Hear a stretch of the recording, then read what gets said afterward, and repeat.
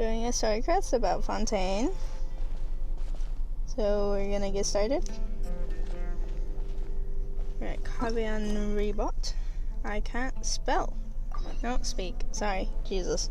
Anyways. Good old Caravan Rebot. Now let Paimon think.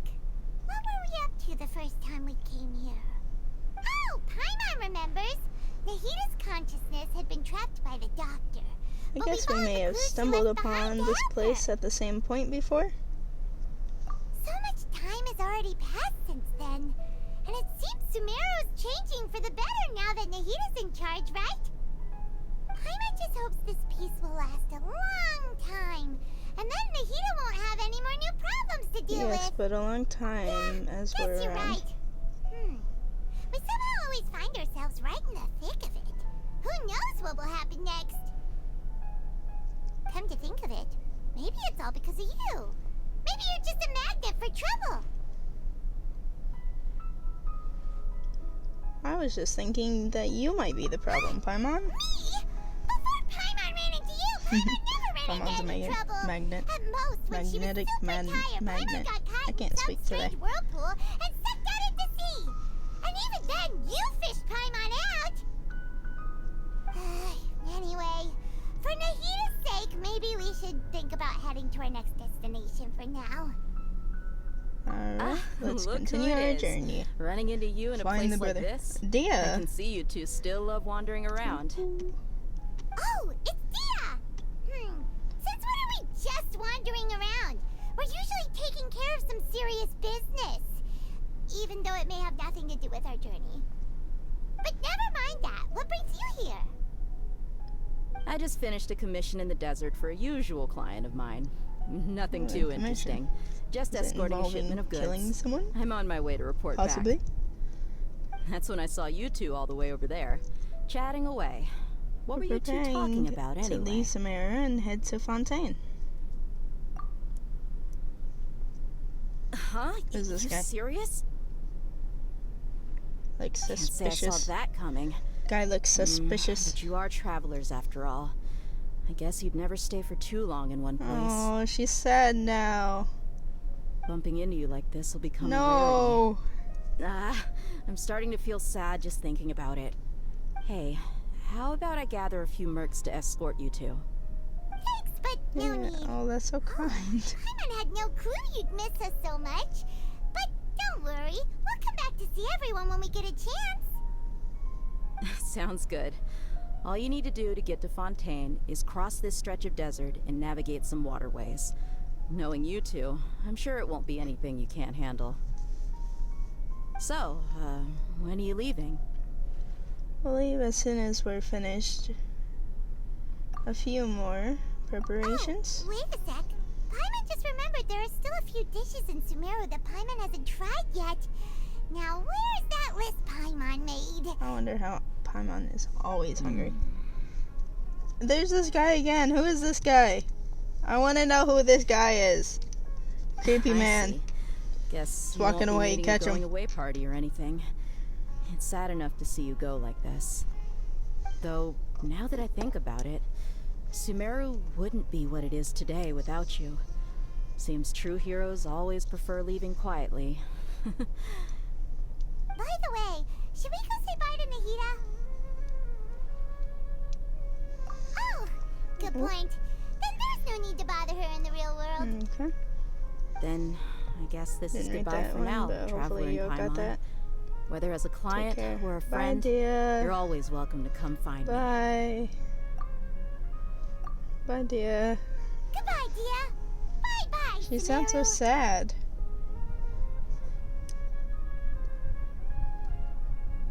She sounded so sad. After settling matters in Sumeru, you approach the border with Fontaine. Alright, so I did kind of like explore a little bit before I continued this, because I saw it. And so, hold on. So I just got some of the waypoints and the Statue of the Seven. It's a very beautiful place. I just haven't really looked around much. So truly, I do not know generally any of the mechanics. I've gotten the little messages that you get from him, so yes, I mean, we'll fly down. We won't teleport. I mean, that view is beautiful. By the way, there was a viewpoint back up there. Sorry. Anyways, it's like very large body of water.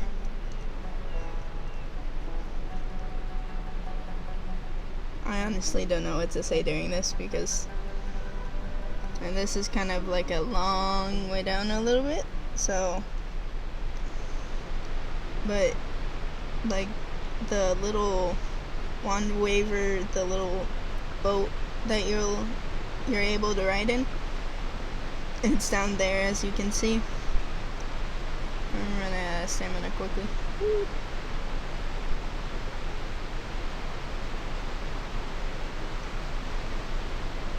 I mean, it wants us to go down there anyway, so why not just do it? Oh, I'm almost out of stamina. Please make it. And yes, I am a mobile player. My computer currently is broken, so I'm sticking to my mobile phone. Right. Guess let's go and explore the wonders of Fontaine together. Well, this is a story quest, not this is not like an actual. After crossing all that sand and water, we finally made it. Oh, Just wait till this must Paimon be gets done Fontaine's talking. port. Wow, everything looks so advanced in Fontaine. Paimon's heard that the industry here is So I heard, and extremely it's all developed, about what I and there are all imagined. It's kinds of even more unusual impressive than I machines. expected. Just seeing the sights as a tourist is nice, but maybe it would be better if we found something to do. What do you think? Let's start by meeting the Good idea. Hydro-Archon. Nahida gave us loads of useful information. Seeking out the Seven is probably still our best source for Our information journey at is to this find my point. sibling. Also to find the truth. The more we can learn, the better. So, what do you think the Hydro Archon's like? Will we get along? Nahida said that she has a very unique personality, whatever that means. To learn about a nation's god, start with the nation's people. There seems to be some locals talking over there. Let's go see if we can join the party.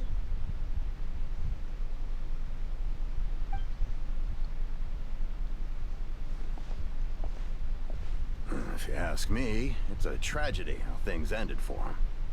Clearly, he was a pretty decent person. Yeah, Sorry, I didn't what? expect that kind of ending for him. I thought he would at least fight on a little longer for his family. I was expecting a sorry, sudden plot what? twist, but it's a pity that it never Someone happened. dead? Still, Someone his story is died? quite the tearjerker.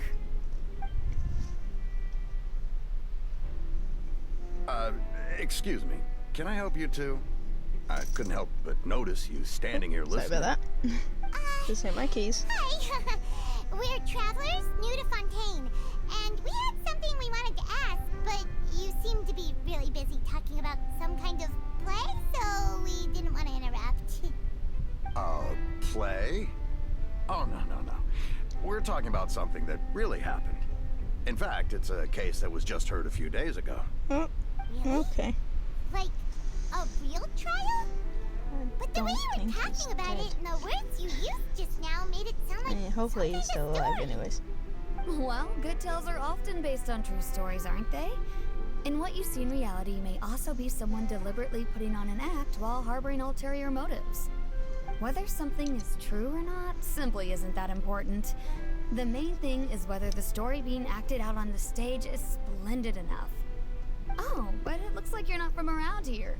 You probably don't know that the Fontaine Court of Justice is called the Opera Epiclese, or more commonly known as just So the there are Opera House. trials, like But, sort of opera. Shouldn't court cases be treated a little more seriously than that? not to question Fontaine's way of doing things. It's just that putting someone on trial is usually a very serious thing. No worries. Other visitors to Fontaine have wondered the same thing. You could say that we just don't want to waste the moving I wasn't stories behind those expecting that, cases. And as for your worries about whether the cases are treated with due reverence, we have the absolutely just and honorable Chief Justice Neuvillette, as well as the Oratrice Mécanique d'Analyse Cardinal, a machine created by the Archon. Between the machine and the Chief Justice, false charges and this injustice is are a thing of the nation past of now. Justice. The Oratrice? Is it some kind of machine too? Oh, Paimon's curious. We should check it out if we get the chance. Wait, Paimon almost forgot to ask you our question. Do you know what we should do if we want to meet the Hydro Archon? Oh, that's easy. Just go to the Opera House. Lady Farina practically lives there. You could definitely say it's her biggest passion. Huh. I think what they mean is that they wish to speak with the Archon personally. Yep, In that case, personally. I'm afraid it's going to be a tad more difficult. You'll have Make to an make an appointment appointment, well in time advance, slots. and it'll depend on whether or not she has any What? time slots available. She really that busy? Huh. Or Is the Hydro Archon Is it super busy she, right? taking care of Think so. official stuff? Wait, didn't you say that she's always at the Opera House? No, Lady Farina seldom takes an interest with the nation's affairs. The reason it's difficult to make an appointment is simply because she's incredibly popular. That's right. After all, she is the Archon.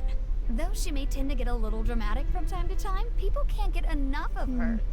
Huh. First time Paimon's ever heard of an Archon being described that way before. Wait! Paimon gets now! The Hydro Archon is kinda like a big celebrity here, right? Yeah, I suppose you could say that. Perhaps you could even say our mascot. Hang on. This is still Fontaine's Archon you're talking about. You should show some more respect. Yes, you're right.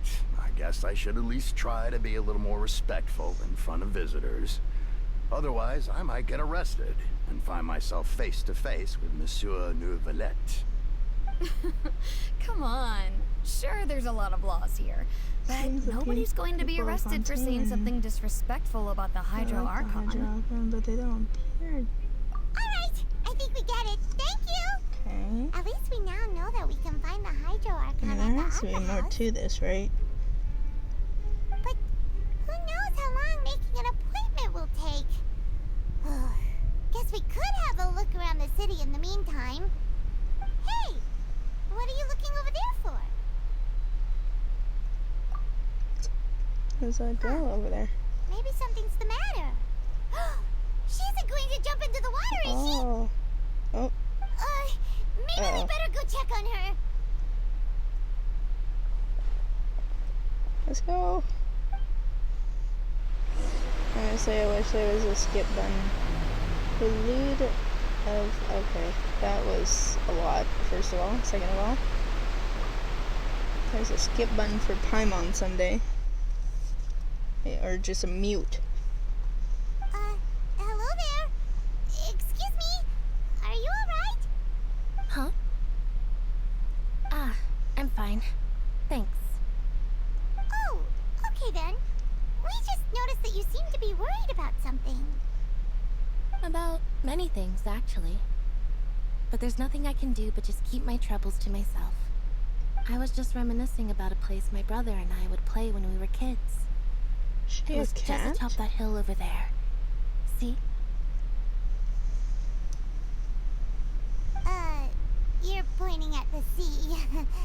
Maybe they're Wait, mermaids Are you or saying that you and your a brother lived in the water? fantastical race from the No, fountain? people call the waters around Fontaine a sea. It's actually just an inland lake that's filled with fresh water. And no, I can still see that hill clearly in my memories. Now, it's been completely We've been talking with her submerged. for so We long. would We skip don't know and her jump, name yet. What is tossing her name? sand in the wind. The sun shone brightly, and the air was filled with the scent of the sea. But now, the water is gradually swallowing our memories. It won't be long before it swallows us. Sorry. Paimon doesn't really get what you mean.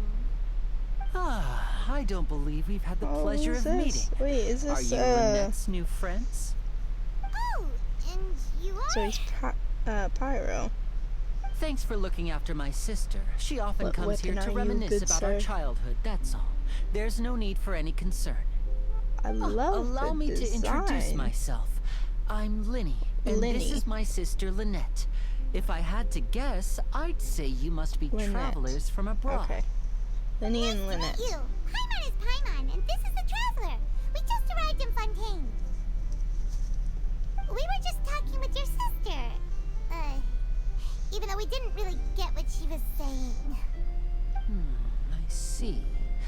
It's unusual for Lynette to be so willing to talk with anyone. In fact, she seldom speaks at all. I'm usually the only one she ever talks to. Oh, really? Then you two are just like us. Paimon's always the one talking for some reason.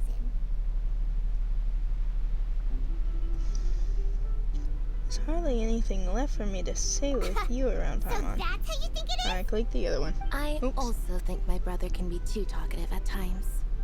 Oh, just Seems What? you were right, Paimon. We are quite similar. So, what did Lynette mean just now when she said that the water is engulfing your memories? And that it won't be long before it engulfs you too? Oh, that. It's from a prophecy that's been circulating in Fontaine for some time now. Well, I suppose prophecy isn't exactly the right word, because that implies a certain amount of uncertainty. There's no doubt about what's happening in Fontaine now. Where to begin?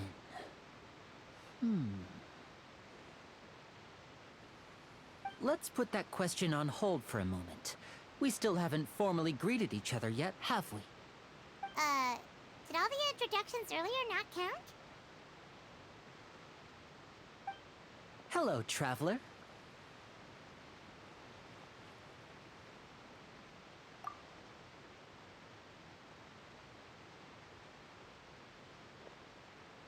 And hello, Paimon. Hey! Why didn't Paimon get a handshake? You're not poking fun at Paimon, are you? Please, don't take offense. Just consider it a sort of etiquette we have here in Fontaine when making new friends. You should remember it. It might prove useful. Oh, all right then. Well, Paimon's just happy to have a local friend now. By the way, we were just getting ready to go to the Opera House to meet the Hydro Archon. Would you be able to show us I the hope way? that clears up some confusion. So you're going to see Lady Farina? No problem at all. In fact, I was planning to go to the Opera House later myself. I'll gladly take you once I finish things here. Please, follow me.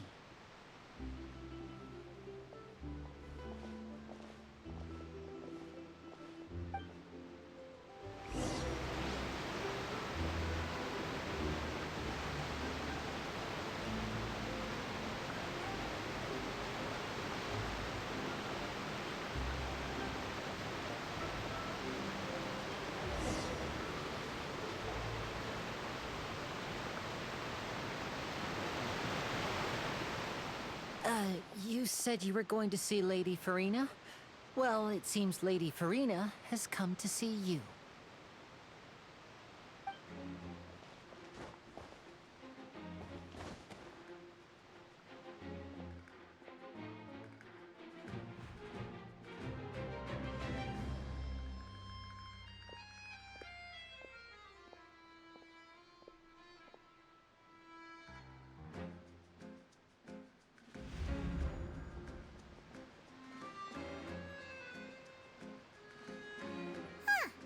So, she's the Hydro Archon? But how did she know we were looking for her? My dear people, rich and poor, those with cup in hand and those with nothing at all, raise your glasses in celebration.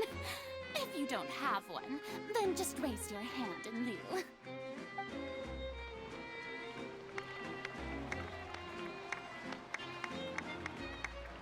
you can all see, 2 unfamiliar travelers have arrived in our nation. Come, let us make a toast in honor of this traveler and her companion who have journeyed here from distant lands.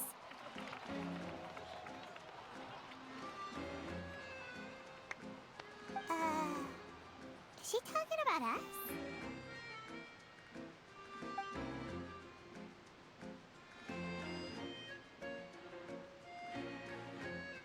I've long heard of the turmoil and chaos you've left in your wake as you visited other nations.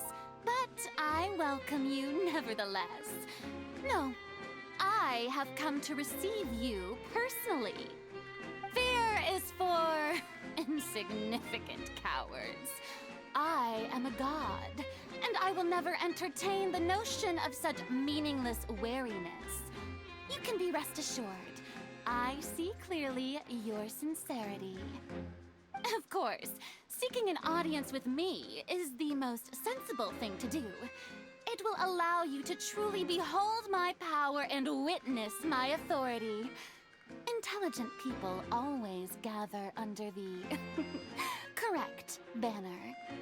I, Focalor, hereby welcome you to the nation of Hydro and acknowledge the value and significance of your trip. Now, you may rejoice in this. Yeah, Paimon still can't believe it. Feels like we've only been here for a few minutes. But the Hydro Archon's entrance was, how should Paimon describe it? A little over the top? Ahem. Miss Hydro Archon? How did you know we were coming? I see. As Outlanders, you inevitably lack even some of the most basic understanding. Don't forget that even the gods can be divided into the mediocre and the excellent.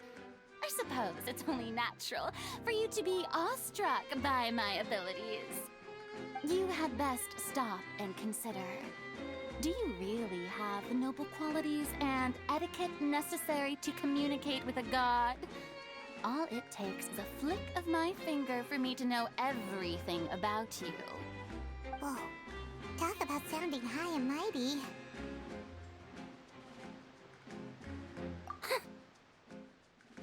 Oh? What's with these looks? Perhaps the welcoming ceremony still isn't enough? What else should I say then? Is she waiting for us to start talking?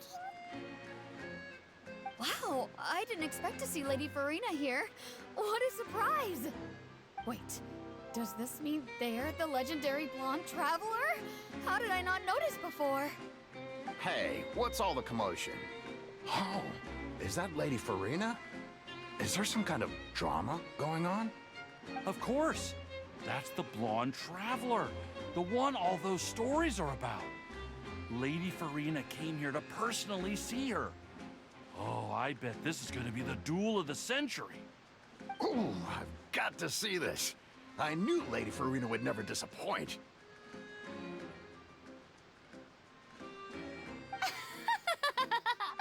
Yes, but don't get too excited now.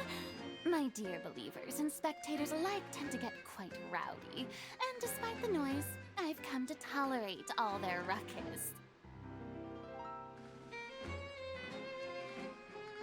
You may consider this my reward to all of you. I have determined that there will be an epic duel between myself and this traveler from another land, just as you were hoping to see. Now she wants to fight? Aren't we getting a little ahead of ourselves?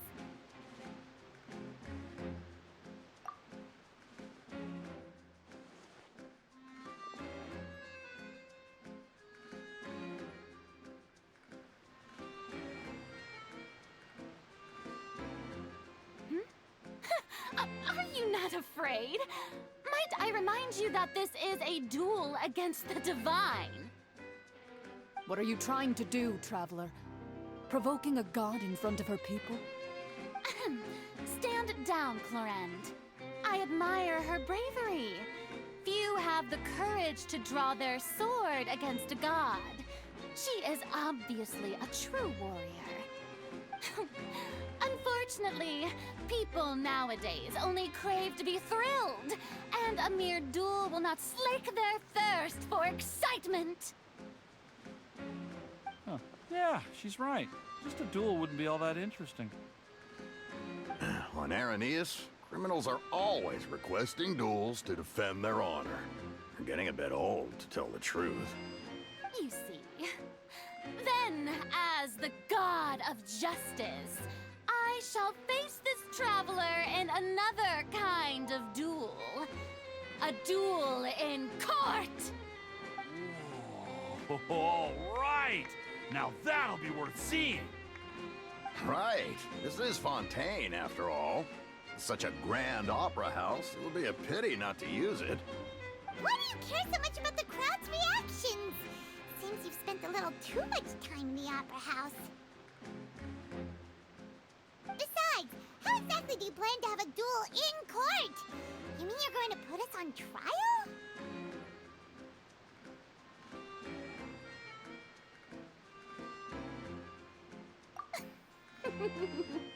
Oh, we have reason to put you on trial. It's obvious, isn't it? According to Fontaine law, no one is permitted to release any flying objects within Fontaine city limits during the first 3 days of each month. You are clearly guilty of violating this law, no? Oh, so that's what they've done wrong. That's our Lady Farina. No one knows the laws of Fontaine like she does. You call that obvious? What kind of law is that? Wait, flying object? You mean Paimon? Precisely! Now, if you two have no objections, then in the name of the Hydro Archon, I order your arrest. My apologies, Lady Farina. I don't mean to spoil the fun. But if you would allow me to interject, I don't think that Paimon here meets the definition of a flying object. You tell her, Linny! Finally someone who's not crazy. How could anyone call Paimon a flying object? Ah, great magician Linny, my beloved citizen. I'll permit you to object, but how exactly do you plan to prove your claim? As a magician who just rained on your parade, I naturally should shoulder the responsibility of saving the show. So, with such an audience gathered here, allow me to perform a trick for everyone.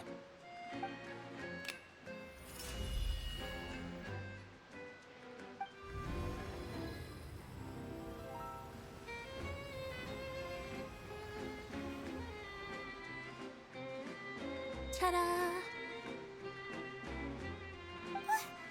What's that on Paimon's back? Hey, when did you do that?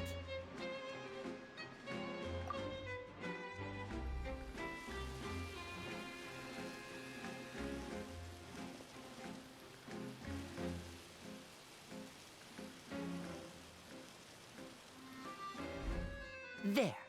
As you can all clearly see, Paimon should be classified as, well, something like a balloon. This rope has been in the Traveler's hand all along. It was just that no one could see it before. Huh? You call that magic? You've got to be joking. I thought it was pretty good.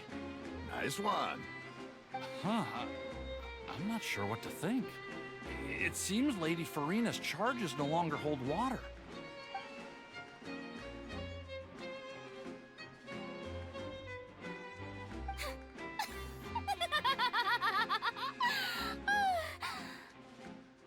Amusing. Very amusing, Linny. Just the sort of unexpected twist that I enjoy. With you here, today's performance can finally be called complete. Performance? You see all this as a performance? In which case, consider the matter of your trial resolved. The God of Justice will not bring charges against an innocent person. But when there are valid grounds, I will not only judge travelers from abroad, but even the gods of other lands. I look forward to seeing your upcoming performance at the Opera House, Mr. Linny and Miss Lynette. That's enough for now. Toodaloo!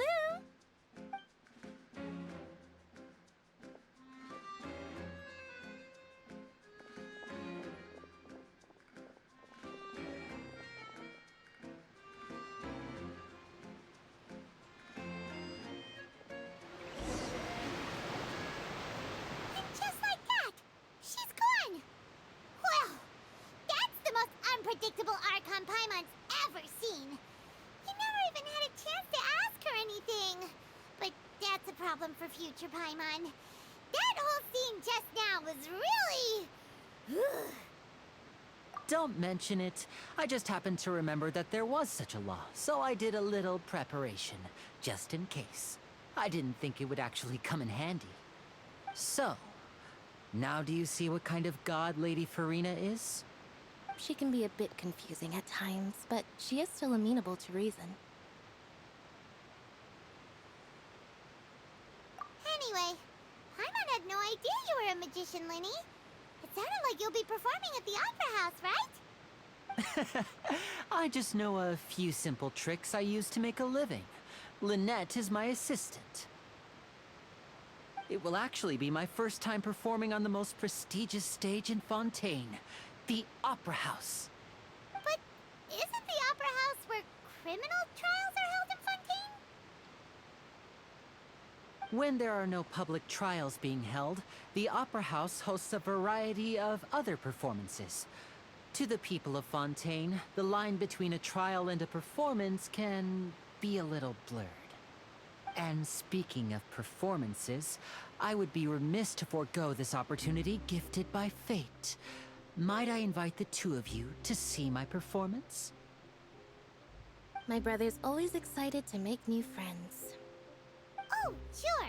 We don't really have anything to do now, and we wanted to go to the Opera House anyway. Splendid. In that case, why don't we go together? I'll show you the way. I just have something to take care of first.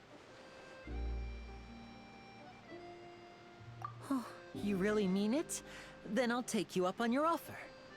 This is a magical item known as a magic pocket. Perhaps you can help me distribute them to the people here.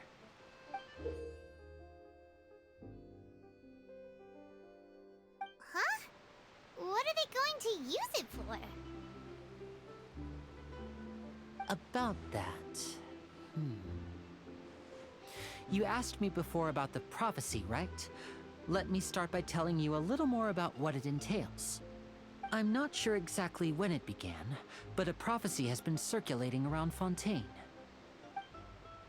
It says that every person in Fontaine is born with sin. No matter how the nation of justice holds trial after trial, this sin cannot be absolved. Until one day, the water levels in Fontaine will rise, and the sinful people will slowly be drowned. In the end, the people will all be dissolved into the waters, and only the Hydro Archon will remain, weeping on her throne. Only then will the sins of the people of Fontaine be washed away. That sounds pretty gloomy. Why are people in Fontaine born with sin? What is that supposed to mean? There are lots of guesses. Some say that the ancestors of Fontaine stole the power of the seas and stirred its wrath. Others say that the people of Fontaine never heeded the first Hydro Archon's warnings and offended Celestia. But here in Fontaine, evidence is what matters. There hasn't been concrete evidence for any of these claims, so they can only be regarded as conjecture. If even the people in Fontaine don't know what sin they committed, wouldn't it be better just to ignore the prophecy completely?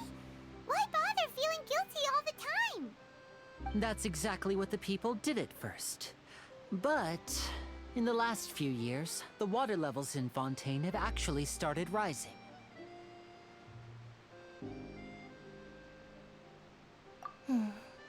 Many places have already been completely submerged, and now lie beneath the sea.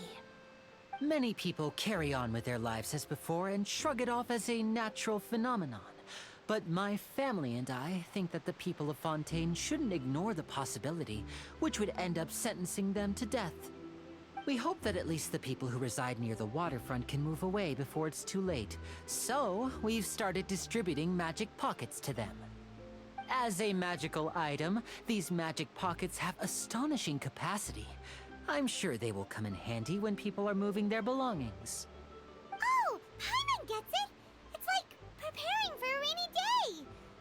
But this is more than a bit of rain. Perhaps only absolute power could ever contend with such a catastrophe. But who knows? We're just tiny specks in the grand scheme of things. Now, if you'd like to help, then please give these magic pockets to anyone nearby. Be sure to convince them to take it, regardless of what they say.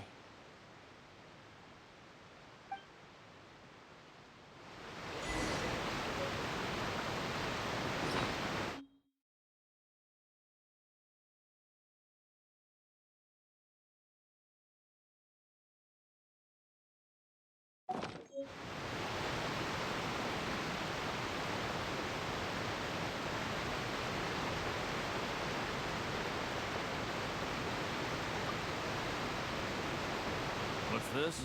Ah, so you also believe in the prophecy. Keep it. I won't have any use for it. What? You mean you don't believe in the prophecy? No, I believe in the prophecy. But I also believe in another story. The story says that people once lived in the ocean. They were one with the ocean and couldn't live apart from it. But as time wore on, people desired to live on land and developed blood vessels, encapsulating the sea within their bodies. Thus could people set foot on land. So, if you ask me, when the water rises and takes us all, it'll be like we're going home. Oh, we hadn't heard that one before. But people can't live underwater. They'll die. You should probably still take it. All right, I'll take it. I guess I just feel that being dissolved into the water doesn't necessarily mean death.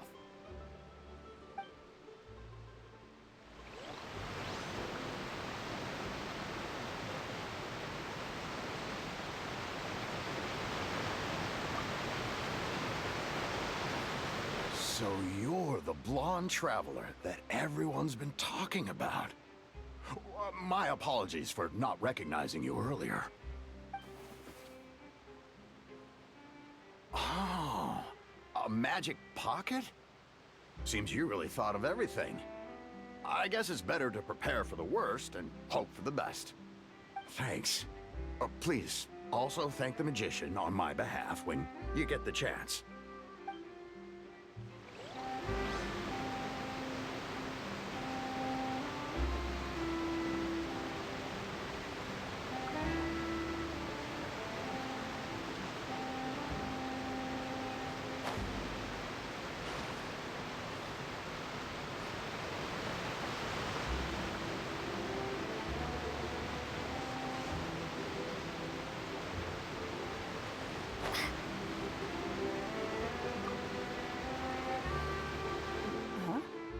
I don't want that thing.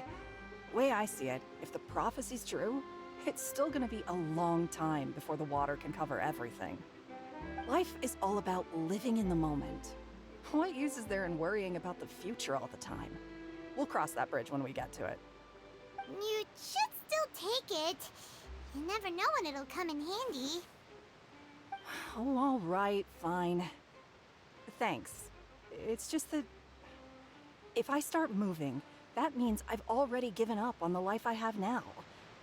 I'd really rather not.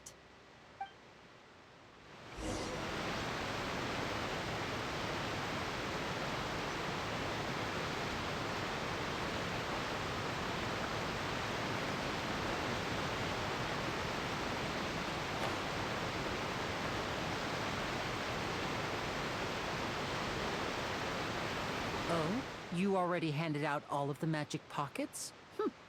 That was fast. So, what did people have to say? I bet you heard some, interesting opinions. Yes, but that will change once disaster strikes. I know they'll change their minds, so it's only right to help them prepare. Is there anything else you need to do before we leave? Yes, one last thing. I have the magic pockets made by a workshop in the court of Fontaine. Since we're out and about, I was thinking about bringing him some more materials. So, you want to collect materials? Just tell us what the materials look like and we'll help. Many hands make light work. Oh, that would be much appreciated. We'll need some Romaritime flowers. I remember seeing them near the waterfront on the east side of the harbor.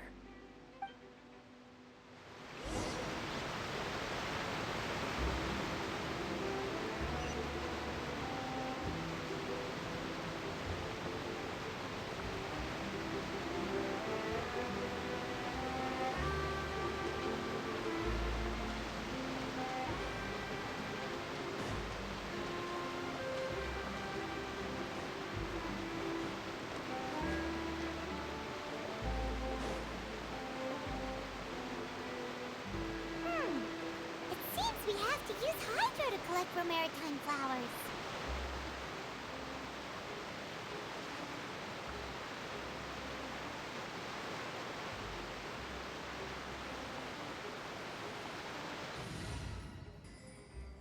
Where are we dancing today?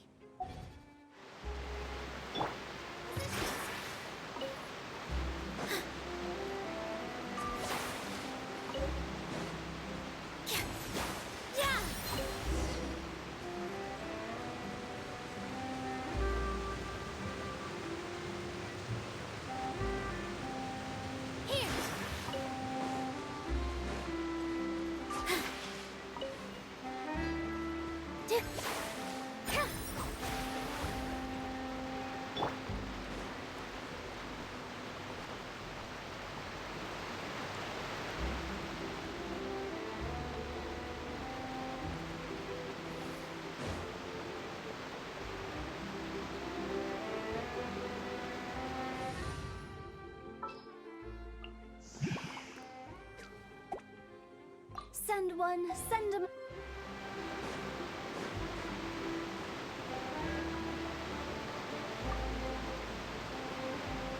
You made quick work of that. I can tell you're an experienced traveler.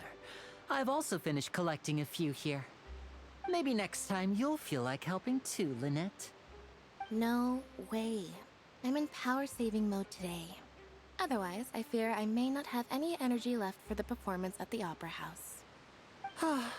Fine. Though the performance is still a long way off. Now that we're finished here, we should get ready to head back to the court of Fontaine. So, we're going to the court of Fontaine before we head to the Opera House? Good. Paimon wants a tour of Fontaine's largest city and try...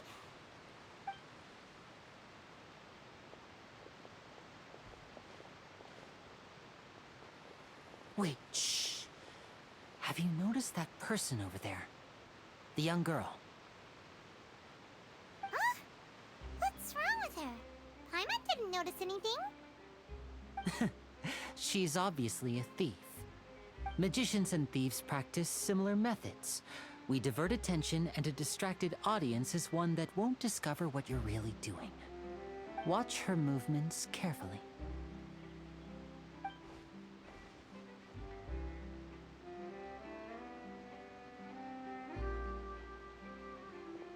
Oh, he's right!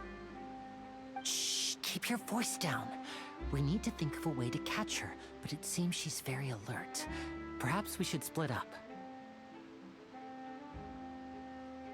You two can ride the lift over there and wait up top. I bet that'll be her escape route if she tries to run. All right, let's go.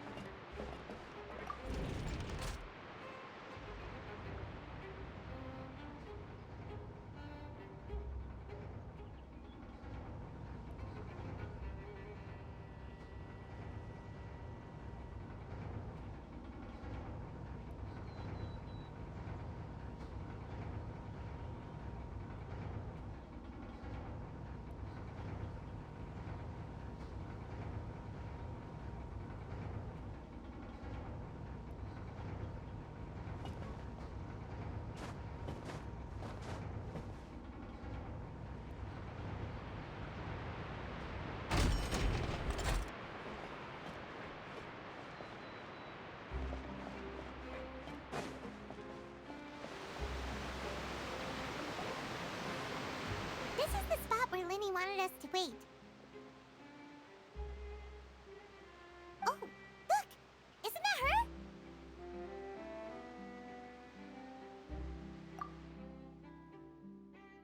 Oh no! Did she notice us? What should we do? Should we chase her?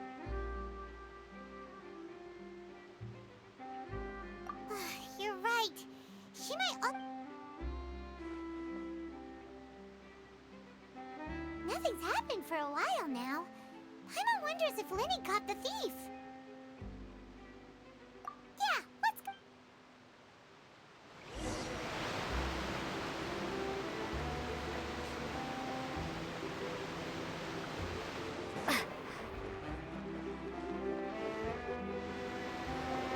Are you sure that's all she took? You should check to make sure you're not missing anything else. No, that was all. Oh, I can't thank you enough. I didn't notice a thing earlier. Anyway, I should be going now. Thanks again. Oh, were you returning what the thief had stolen? That's right. Pity I wasn't able to catch her. She distracted me by dropping the thing she stole on the ground. By the time I looked back, she was already gone. I saw the general direction she went, but Lenny twisted his ankle, and I needed to make sure he was okay. Oh, did you get hurt, Lenny? I'll be all right. It's just a twisted ankle, that's all. In fact, it's feeling better already. If you want to play at being a hero, at least try not to get hurt doing it. Imagine what would happen if you managed to derail our performance as a result.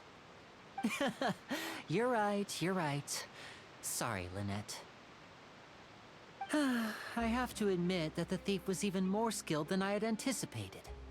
But at least we were able to get the stolen items back, so it wasn't a complete failure. What a slippery little thief. Guess things turned out all right in the end, though. Lenny's initiative paid off! All right, let's put this little detour behind us. We should go to the court of Fontaine now.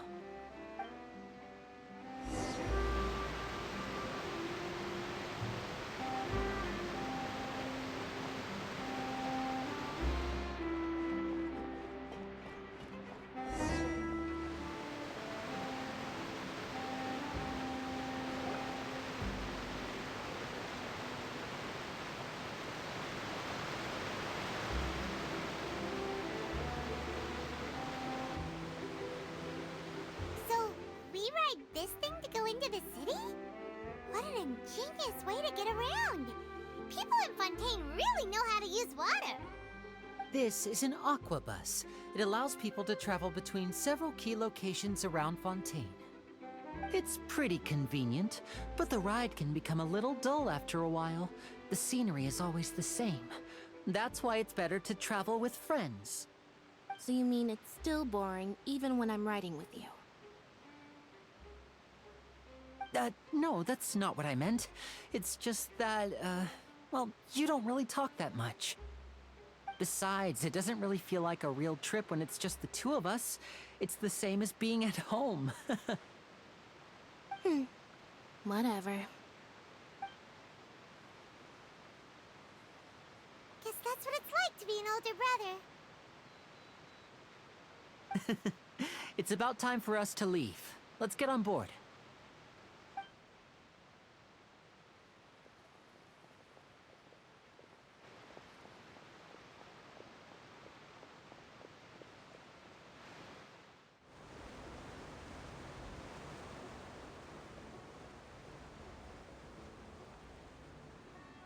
Huh? What? Traveler! Paimon! Charlotte! Oh, I never guessed I'd bump into you while riding the aquabus. In the story of my life, this is big news. What are you doing in Fontaine? I didn't hear anything about you paying us a visit. Yeah, it's quite the coincidence. But as travelers, we're always on the move. It's not surprising that nobody knew we were coming. Though we still have no idea how the Hydro Archon knew about us. Oh, let Paimon introduce you to our new friends! Oh, no need for introductions, Paimon. I would recognize the great magician Linny and his assistant Lynette anywhere. I wouldn't be much of a reporter if I didn't know who they were.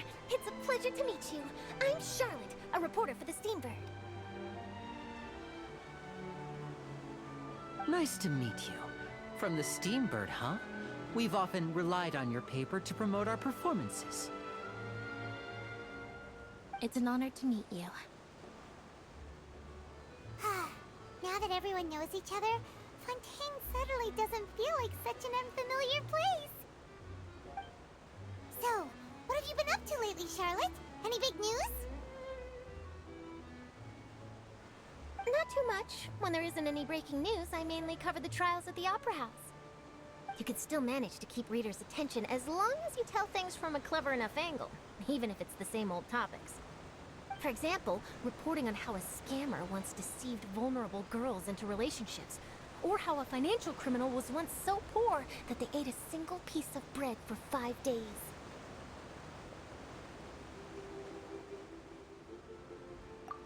You're right. Seems you know me pretty well. What I'm really after is exclusive, sensational news pieces that could shake the country. These smaller stories are a waste of my talents. Oh, I just remembered. I've been following a case lately. Well, a series of cases, actually. You mean the serial disappearances of young women case? That's right! These stories are the talk of the town right now, and it's probably the most mysterious case we've ever seen. If I'm the first with a draft ready to publish when the case is finally cracked, and it's the headline story in the Steambird, oh, when that happens, I bet all the other reporters will shed tears of envy. I've already gathered all kinds of materials.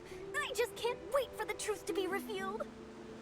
So, what is the serial disappearances of young women case?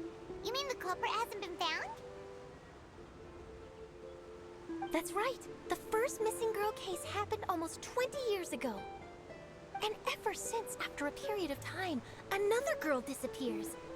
What the cases have in common is that the girls are all of a similar age, and that they've all vanished without a trace. But the scariest part is that to this day, none of the girls have ever been found. Many suspects have been arrested over the years in connection with this case, but shortly after each arrest, another disappearance would always happen. Yes, it's possible. But either way, I believe that every case has some precise truth behind it, waiting to be exposed.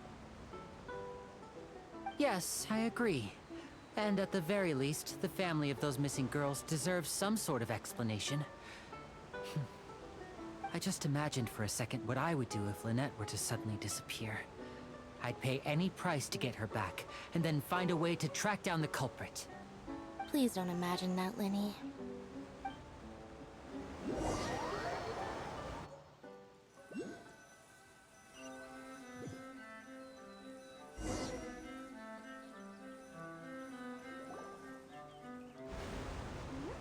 Hey, we're almost there! Look!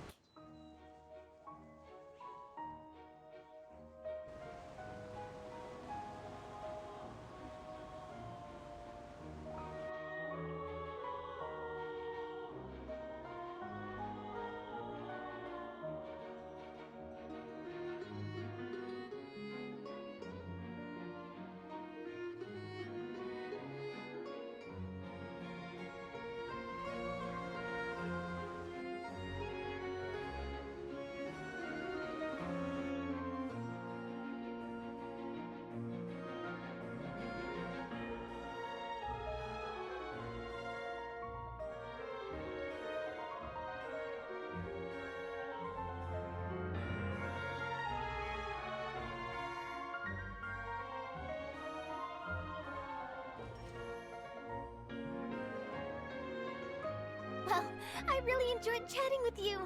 Life should be full of pleasant little surprises like this. Yeah, us as well. The ride went by too quickly. I have an interview to get to. I should get going before I'm late. Okay, Paimon hopes we can chat again soon, Charlotte. See ya! Bye now. Oh, be sure to stop by and see me at the Steambird when you have time. tough job. Always running around and interviewing everyone. Well, where should we go now? If you don't mind, how about we stop by my home first? Besides, I still have all the materials we collected. Sure, we wouldn't mind at all. This city is so huge, Paimon wouldn't know where to start anyway.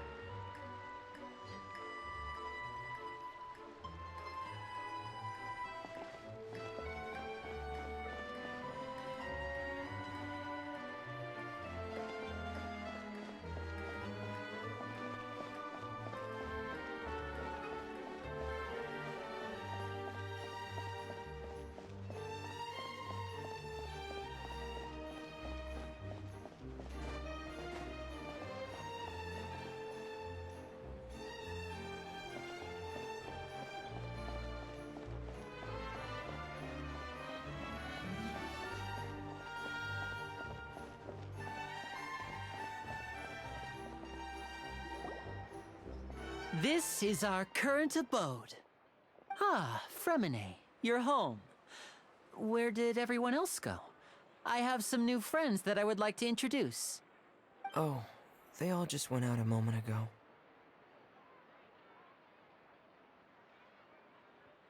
I see. Everyone is getting busier now that Father will be returning soon. I suppose that can't be helped. Allow me to introduce you to my little brother, Fremine. He is a phenomenal diver. Hello. Nice to meet you. Paimon is Paimon, and this is the Traveler. Oh, you sound very proud to have a diver as a brother, Linny.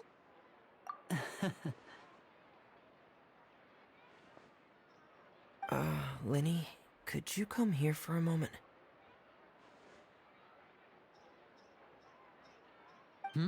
What is it, Fremine? Do you have something to tell me?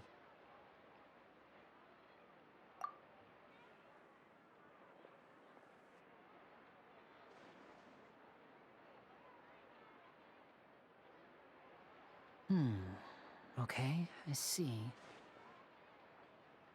Is everything all right? Oh, it's nothing. We were just discussing a little housework. Sorry for the interruption. Oh, before I forget, the Traveler and I collected more materials to make magic pockets. Were you able to get any, Fremine? Yes, I went diving and gathered lots of materials. I was about to give them to you.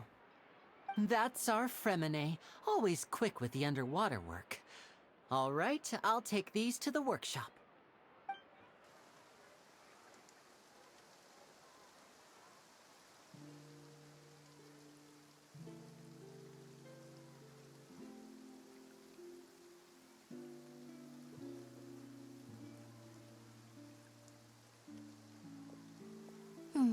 Looks like rain.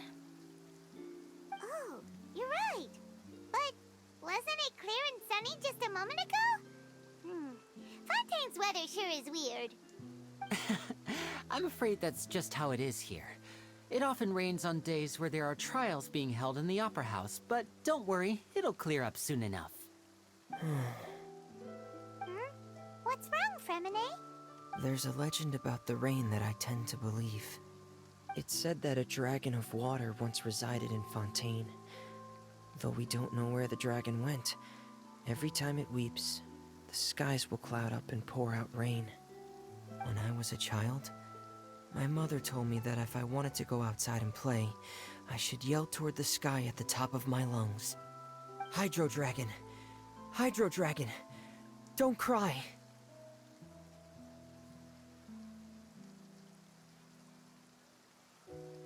If it's an elemental dragon, then having the power to make it rain wouldn't be very unusual.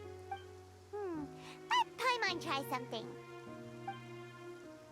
Hydro Dragon, don't cry!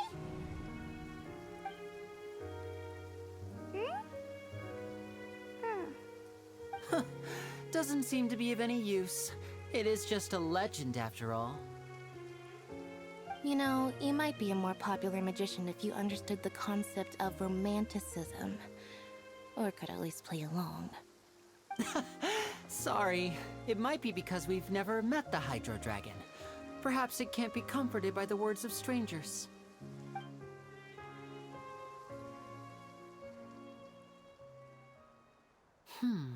It rained for longer than I suspected. Oh, it's already getting late. Was there something you needed to do, Linny? Yeah, some preparations for the show at the Opera House. I need to find a way to catch the last aqua bus of the day. On the day of the performance, just ride the aqua bus to the island of Araneus. I'll have Lynette meet you at the fountain in front of the Opera House. Oh, are you leaving now? What is it, Fremine? I'm in a hurry. Oh, I get it. You feel nervous delivering the materials for the magic pockets, is that it? Perhaps we could trouble the Traveler to help us take these materials to the Beaumont workshop and deliver them to the owner there? I'm afraid that Fremine can be quite introverted, and the boss there tends to be pretty talkative. Fremine has always been a little afraid of her. No trouble at all! Don't worry, we're on the case! Sorry for the inconvenience. I'm quite useless when it comes to such tasks. I'll think of a way to make it up to you. Oh, no need! This will be a walk in the park for us!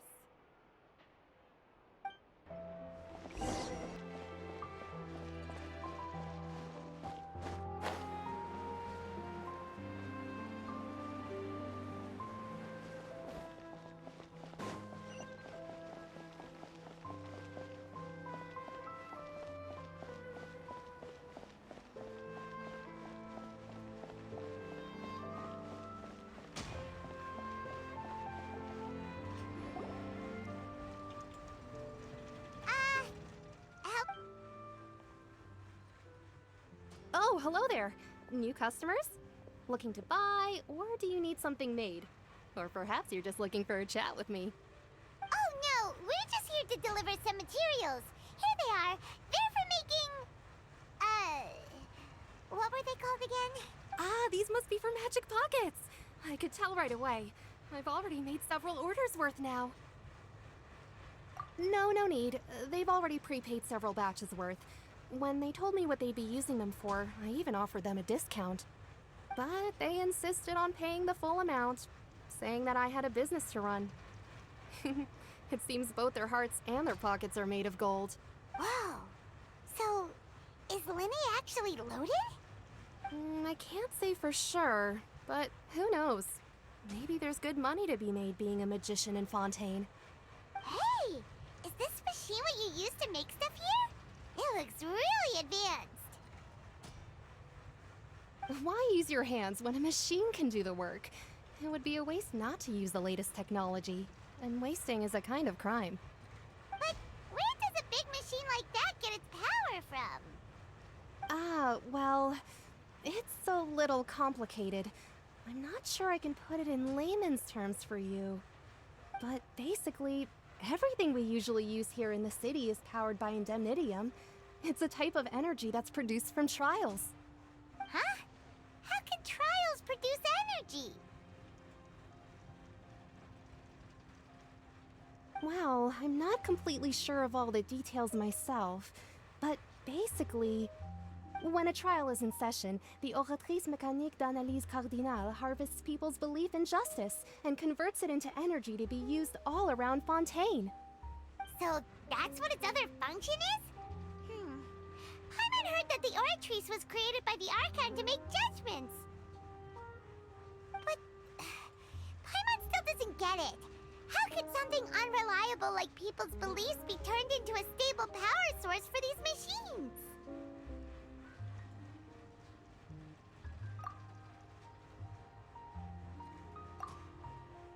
Oh, yeah!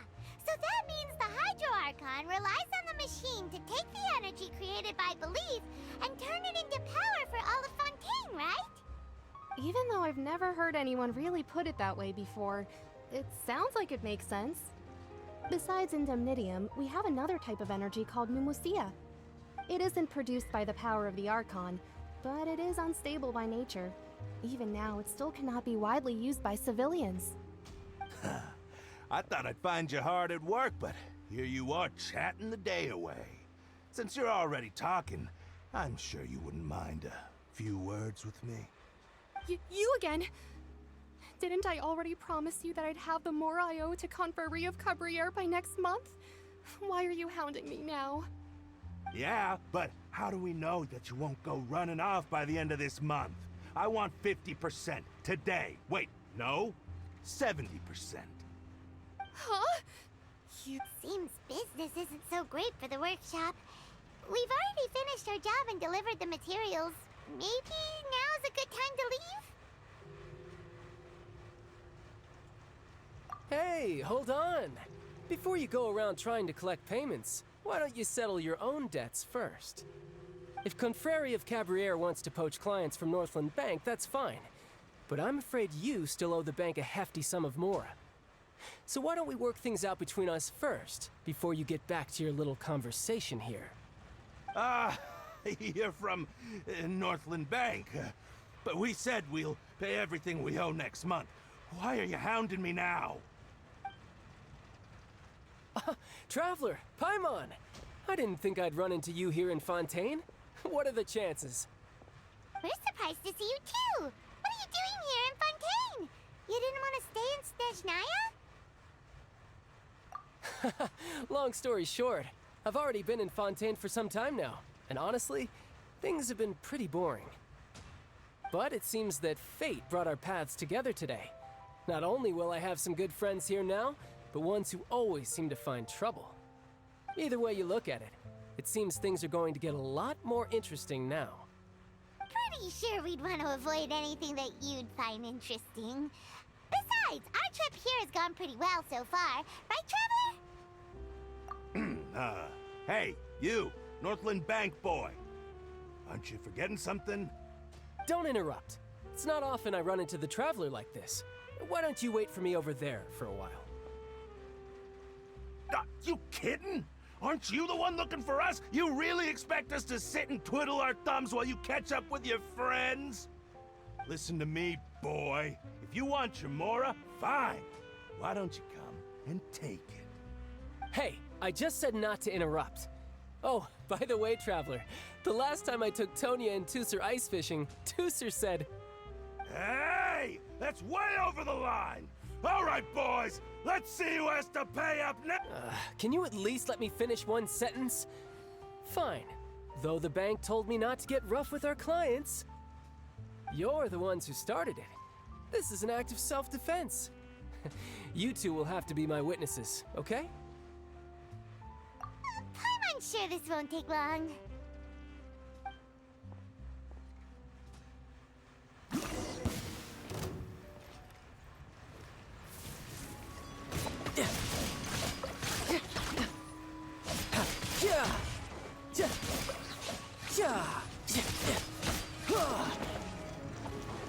Brace yourself.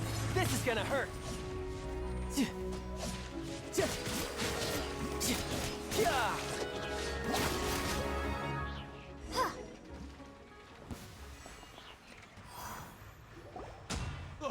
What's your deal, Brad? How are you so strong if you're just a staffer from Snezhnaya's Northland Bank? Wait, don't tell me you're... Oh, now you notice. It's a little late, don't you think? Just make sure you understand that you don't mess with Northland Bank. Got it?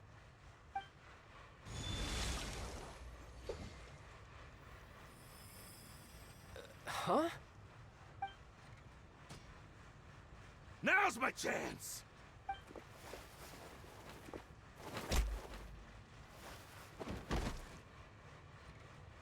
Huh. That was weird.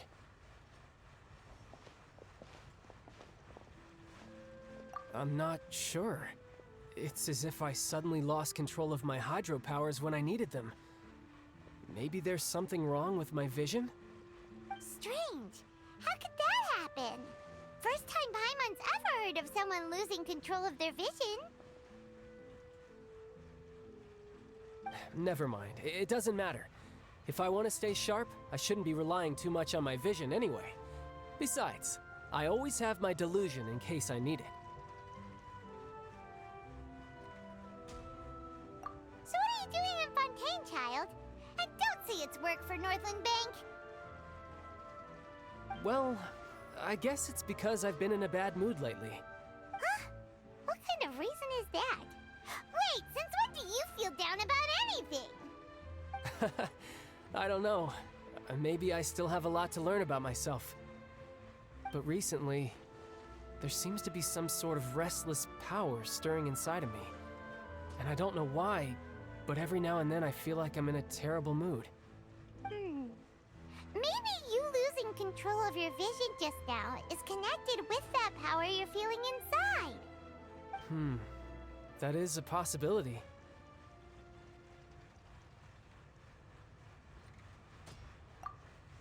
I can't remember if I ever mentioned it before, but when I was 14, I fell into some unknown abyss. It was during that time I learned nearly all of my abilities.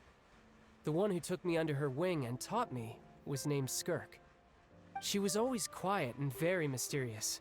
Nobody knew where she came from or what she had been through, and she was always very strict when teaching me combat techniques. One time, I asked her why she was willing to take me on as an apprentice. From what I could make of her answer, it was because I had awakened it, and traces of it remained on me. She said that all my combat training would be useful in the future. But what is it? What did you awaken? She never explained that, but my guess is that it's related to a dream I saw when I had just fallen into that abyss. In my dream, I was in the deepest depths of the sea, and the boundless seabed was all around me. But in front of me appeared a whale that was so massive, I felt like I couldn't breathe. A whale? Oh, that sounds familiar! When we fought against you before, you summoned a huge whale that seemed to leap at us. Is that the one? That's just an abstract form of a whale that I create using my elemental powers. It takes that shape because the scene I dreamt of the whale has always been stuck in my mind. I'll never forget it. So you used the whale as inspiration for one of your moves? Huh. Seems a little twisted to Paimon.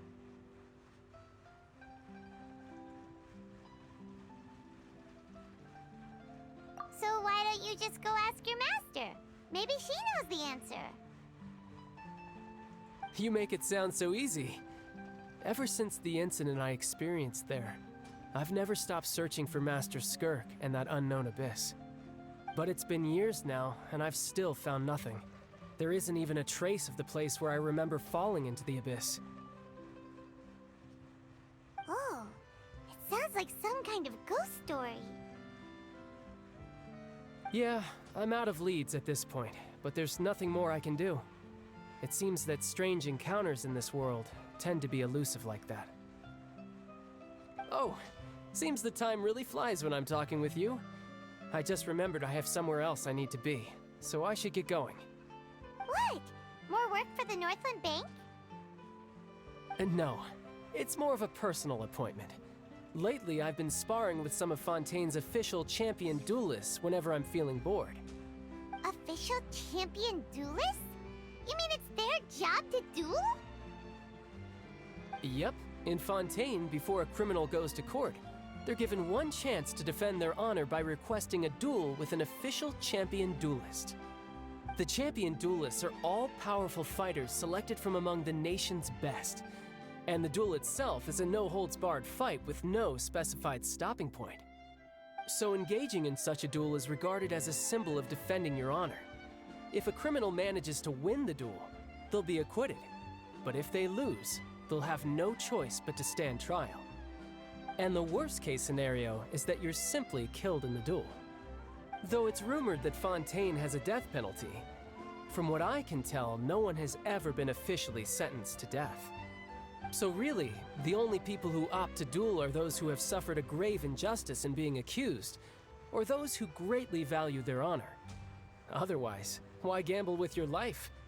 So, do many people actually get out of their trials by winning the duel? Apparently, it's exceedingly rare for anyone to actually win. Fontaine probably enacted this system as a way to show that the nation respects the honor of its citizens. Besides, none of the champion duelists are to be trifled with, which is exactly why I was itching to face them as soon as I got to Fontaine. Apparently, the one I'm meeting today, Clorinde, is the strongest of the champion duelists. I had been asking her for some time before she finally agreed to face me today. Well, that's child for ya. Paimon feels like we heard that name somewhere before. Clorinde. Huh. Oh, before I forget, I want you to have this. Huh? Your vision? You're seriously just giving it away? I'm just worried that it could become uncontrollable again. I'd be pretty upset if it got in the way of my duel, so I think I'll be better off without it for now. Besides, I just need you to hold on to it for a short while. I'll come retrieve it when I have some time later. Paimon knows what you're up to. You just want an excuse to come talk to us again, don't you? Whatever gave you that idea? I'll be in touch later.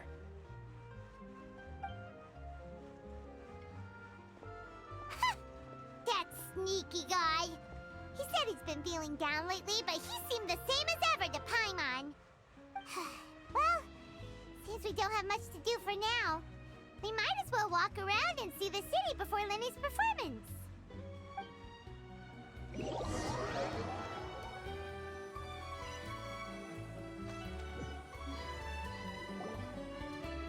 Wow! Who could have seen that coming? The reporter who was barely around for most of the story was the murderer all along! Sorry. Paimon was just surprised, that's all. Whew. Paimon never saw that twist coming. The murder mystery novels here are amazing! The whodunits here in Fontaine are a lot different than the light novels you see from Yai Publishing House. Both have their merits, but Paimon thinks this style of novels are more, well, novel. It's so exciting to reach the moment when the mystery is uncovered, especially in the one Paimon was just reading. You should buy a copy and read it too. Oh, sorry about that. Paimon will be more careful next time. Hey, shouldn't we be heading to the Opera House to see Lenny's performance soon? It's almost time for the show to start, so we should get going. Lenny said that the Opera House is on Aranias, so let's go ride the Aqua Bus!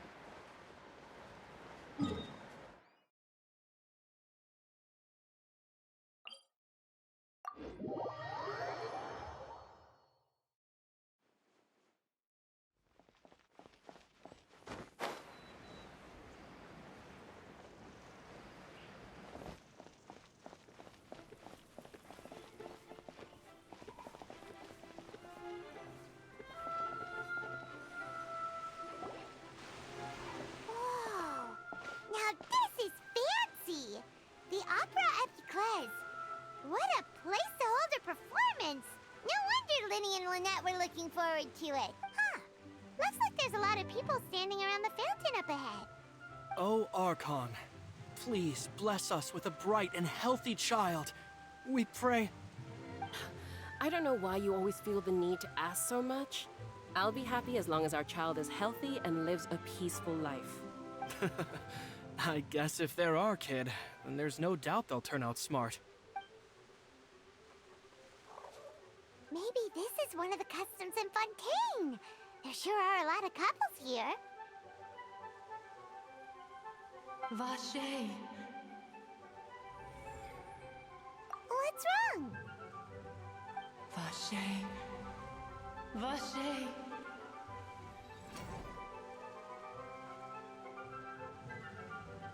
No, Paimon didn't say anything. Are you hearing things? Welcome to the Fountain of Lucine. All the water flowing through Fontaine converges here. It's customary for newlyweds to come here and wish for children.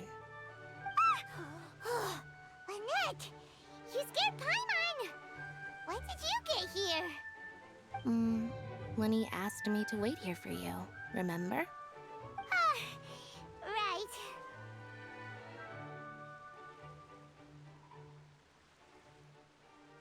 What do you mean? There are a lot of people here right now. Hey, you're not trying to scare Paimon, are you? Besides, it's the middle of the day. It's not the time for eerie things. I see. I might be able to tell you something that could help explain the voice you heard. In fact, you might not be imagining things at all. I suspect that what you heard is a result of your hypersensitivity to the hydro element. Others in my family have had similar experiences. It's because of her sensitivity to the hydro element? But what would hearing a voice have to do with elemental power? When do you cry, Paimon? Wait, what? What does that have to do with anything? Just answer me. When do you cry?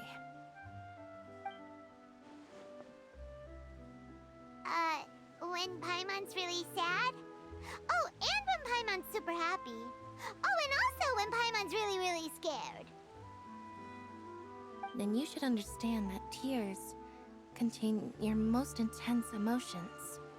Like I just mentioned, the Fountain of Lucine is where all the flowing water in Fontaine converges. Even the tears that fall to the ground will eventually gather here. So maybe what you heard was the intense emotion coming from someone's tears. So, what did the voice say? If you were hearing their emotions, then Paimon wonders what happened to them. Rather than worrying about them, we should worry about my brother first. Don't let that calm look of his fool you. He tends to get pretty nervous just before a performance. So chatting with Lenny might help him relax a little before he goes on stage. Oh, right. That makes sense. Let's go in and see Lenny. Bless our child. Oh, I think the next one.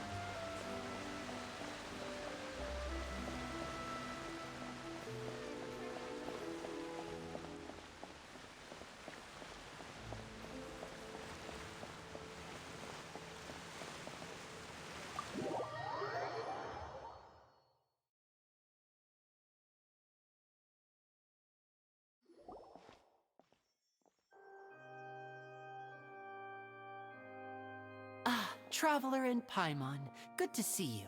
I knew you two would come. Are you kidding? We wouldn't miss it for the world. We've been looking forward to it. I can tell, judging by how early you've arrived. But you're actually right on time. The audience still hasn't started entering the venue yet, which means now is the perfect chance for us to take you to the best seats in the house.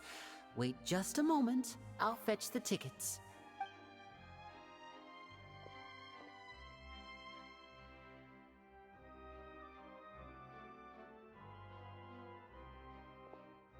The Opera House has assigned seating, so you always have to make reservations. I've already reserved your seats at...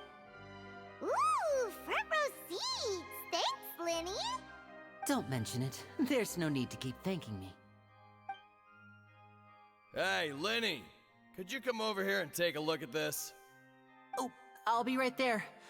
Seems there's an issue with the stage props over there. That's Cal, my assistant, calling me. I'll go lend him a hand. Yeah, we'll just go to our seats. You go ahead, Linny.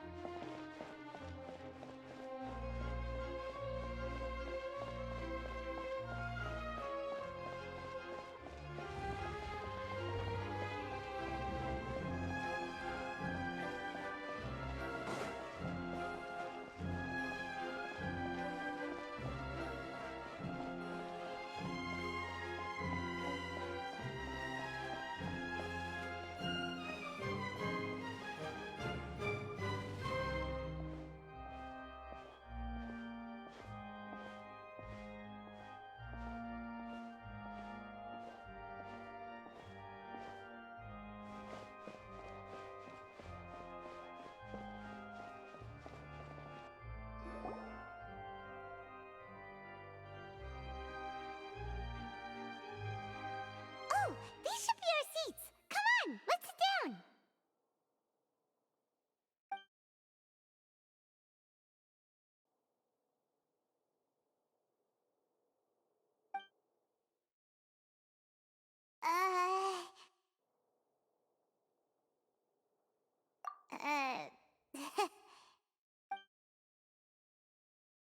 Hey, Traveler. Maybe we should strike up a conversation with the person next to us. Since we're sitting together and the rest of the place is practically empty still, it's kinda awkward if we don't say anything. Oh, you little... Of course you put this on Paimon. Excuse me, I did not realize you felt awkward. I am terribly sorry. I would be perfectly happy to chat with you if that is what you would like. Oh, so you heard all of that, did ya?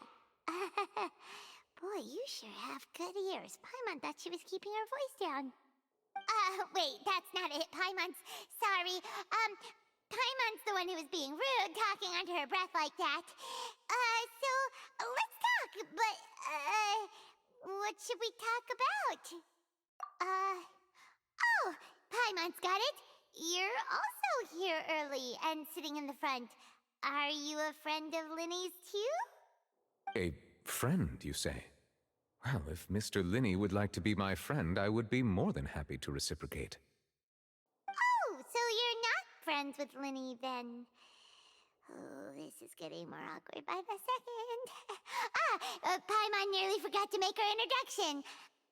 Nice to meet you. Paimon is Paimon, and this is the Traveler. We just arrived in Fontaine. It is an honor to meet you two. I have heard of your deeds across Tevat. And as required by proper etiquette, I will also introduce myself. I am... Oh, Monsieur Nervillet. What an honor it is to have you here to see my show. Ah, Mr. Linney. I should say it is in fact an honor for me to see your performance in person. Wait, Nervillet? Could he be... I saw you all chatting just now, but it seems you still don't know who Monsieur Nervillet is. Allow me to introduce you to Fontaine's Chief Justice. That seat is always reserved for him. It wouldn't be too much to say that he's the symbol of justice and honesty here in Fontaine. Whoa! Sorry for being so rude just now. Paimon had no idea you were such an important person. No offense taken. Being Chief Justice is merely what I do for work. Nearly every person has their usual reserved seat, so I'm not so special, really.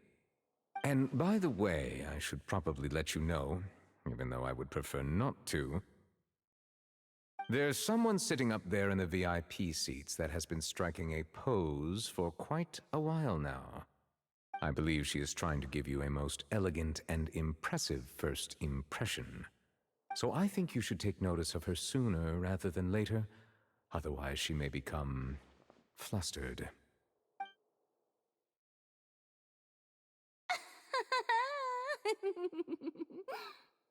Huh? Oh, it's Farina, the Hydro Archon. Huh. She sure has a smug and satisfied look on her face. Guess she has no idea that you saw right through her act. Very good. That is for the best. No need to pay her any more attention. We may now enjoy the show. Huh? So is this what things are like between the Chief Justice and the Hydro Archon? All right, please wait just a moment longer. I've pretty much finished my preparations, and the performance will start as soon as the audience has made their way to their seats. Yay! The show's finally about to start! Paimon can hardly wait! Paimon's never seen a real live magic show before!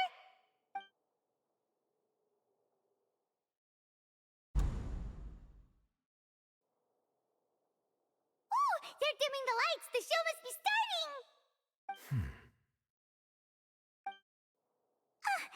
Sorry. Paimon will try to stay quiet. Welcome, one and all, to the Opera Epiclese. I am the star of today's show, Linny. And over here is my sister, Lynette, who will be working as my wonderful assistant. Please, let's give her a warm welcome. Hello, everyone. I know she may seem to be a little sleepy right now, but that's just a sign that she's nervous. Whatever. Now, some of you may be thinking, two vision holders who can freely manipulate elemental powers performing magic is not true magic at all. So, I would like to take a moment to assure you that elemental powers will have nothing to do with what you will witness on the stage today.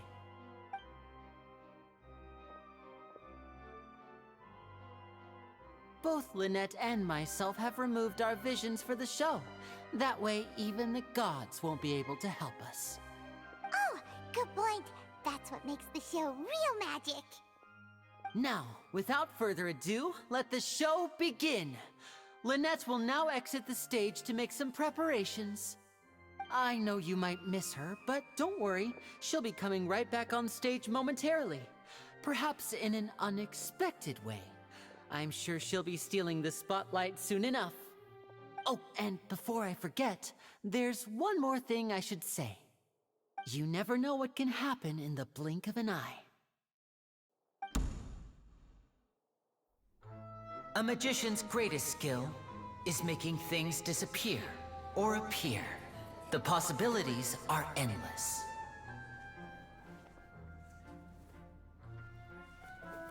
Huh?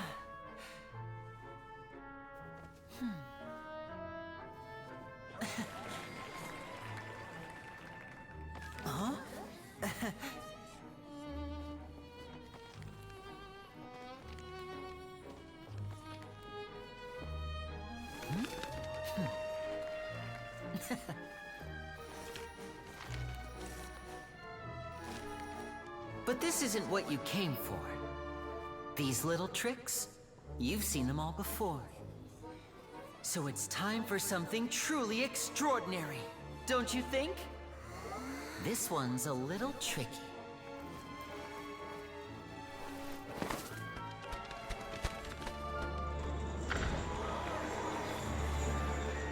Using this water tank, I shall make my sister vanish completely, right before your very eyes.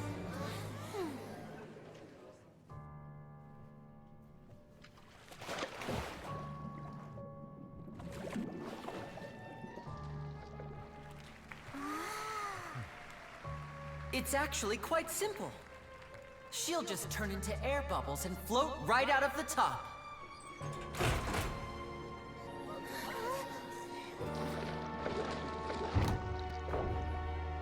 Oh no! I told them to check all the props carefully. With the lid on, even air can't escape. An amateur magician would be getting very nervous right around now. Luckily, it's me on stage, so let me show you what a true virtuoso can do.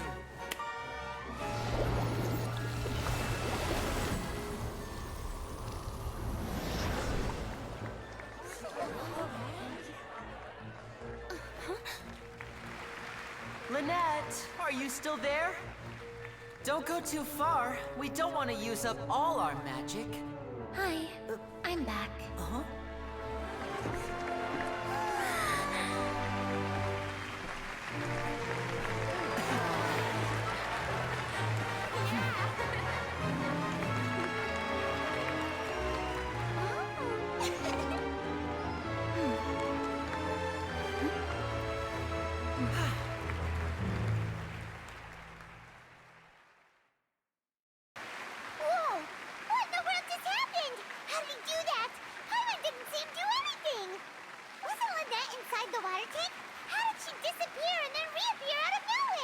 If we could see easily through his tricks, then that would mean that his skills are still lacking.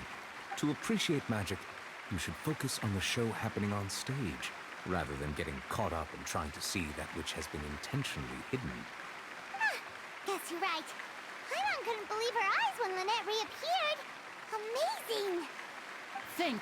Thank you everyone. I'm glad you enjoyed that performance. But our magical journey has only just begun. I've prepared even more astonishing surprises for everyone here. The magic of transformation and disappearance can go far beyond what you've just seen. I'm sure many of you are thinking that escaping the water tank was impressive enough, but Lynette is still my assistant after all. In which case, I have ample time to make all necessary preparations. So, for my next trick, I will require the participation of one lucky audience member. Please, if my assistants could bring out the magical boxes now. There are 2 boxes, and only 2 boxes. One is here, and one is there in the aisle among the audience.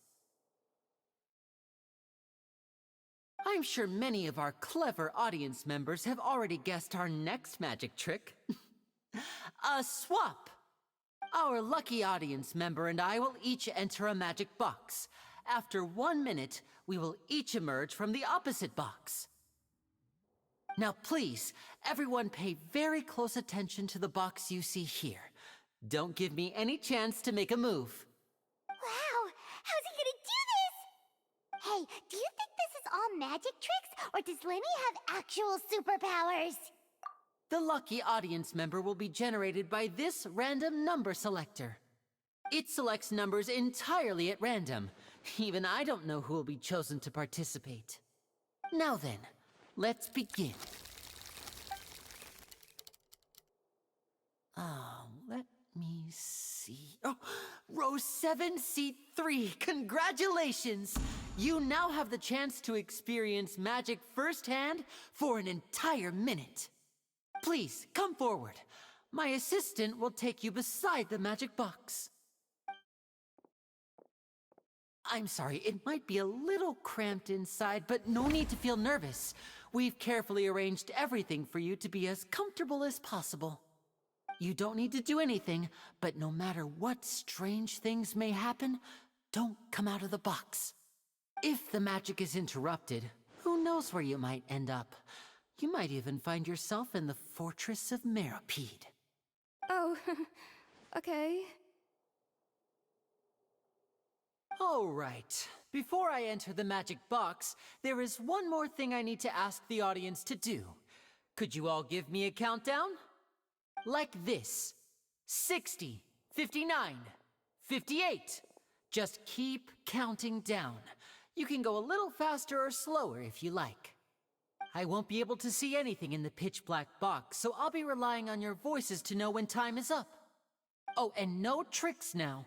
If you quickly count from 60 in just 30 seconds, then I'll be in a tough spot. Ooh! Paimon kinda wants to count faster after hearing him say that!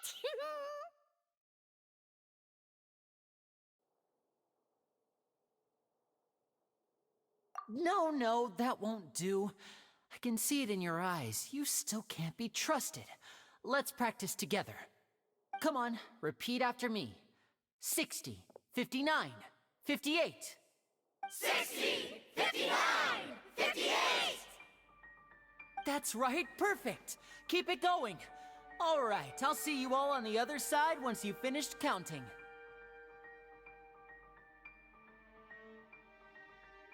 "54, 53, 52? Why aren't you counting, Nervalette?" I am counting in my head. I think things are exciting enough in here as it is. Merely a consequence of my identity and personality. Do not worry about me. Just enjoy the show. Oh, alright. You look so serious that Paimon thought you might be feeling uncomfortable or something. 40, 39, 38! Mr. Linney, are you all right in there? Is everything ready? Yes, I'm fine. I'm just double-checking the direction of the magic. It would be a disaster if we get sent to the wrong places. For example, Even though he's saying that, Lenny doesn't seem nervous at all.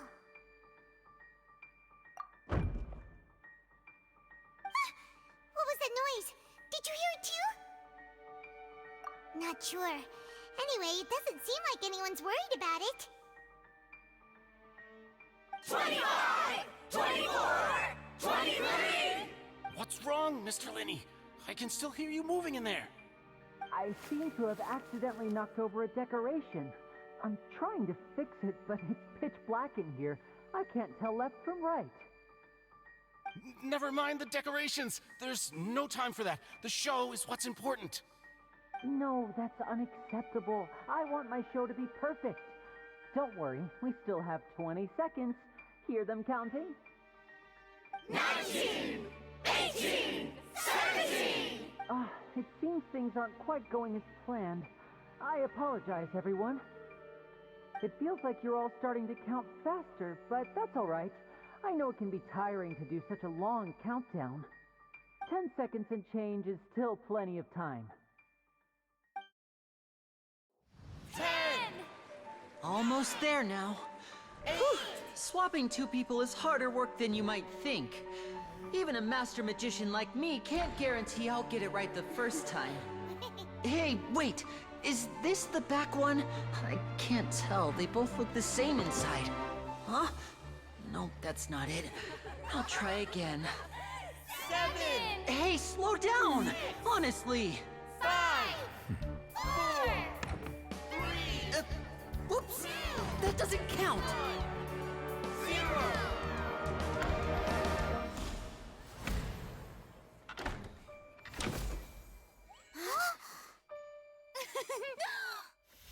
Ta-da!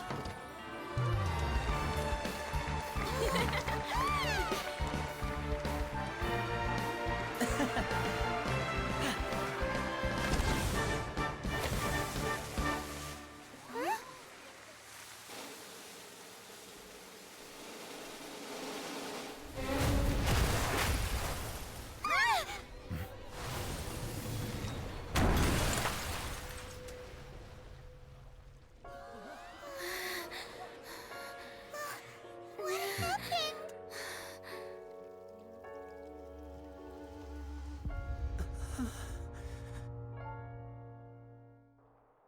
Huh?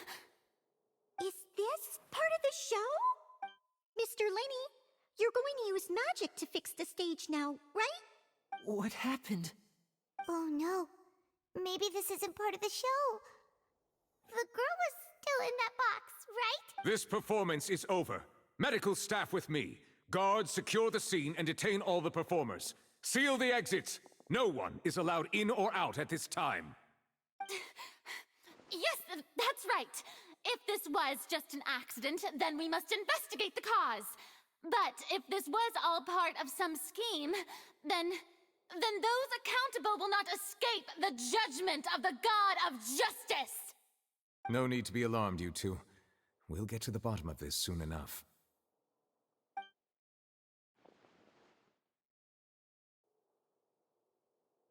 Unfortunately, the person who is in the magic box has been pronounced dead. His name was Cowell, one of the assistants in Linny's magic troupe. Apparently, the fireworks on stage ignited the ropes that were suspending the water tank, which then caused the tank to fall onto the stage.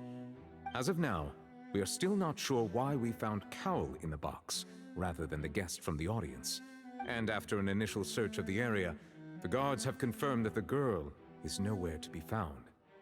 It appears that this incident was not merely some mishap with the performance, and there are many indications that it is connected with the case of the serial disappearances of young women. The serial disappearances case? That's the case that Charlotte mentioned before!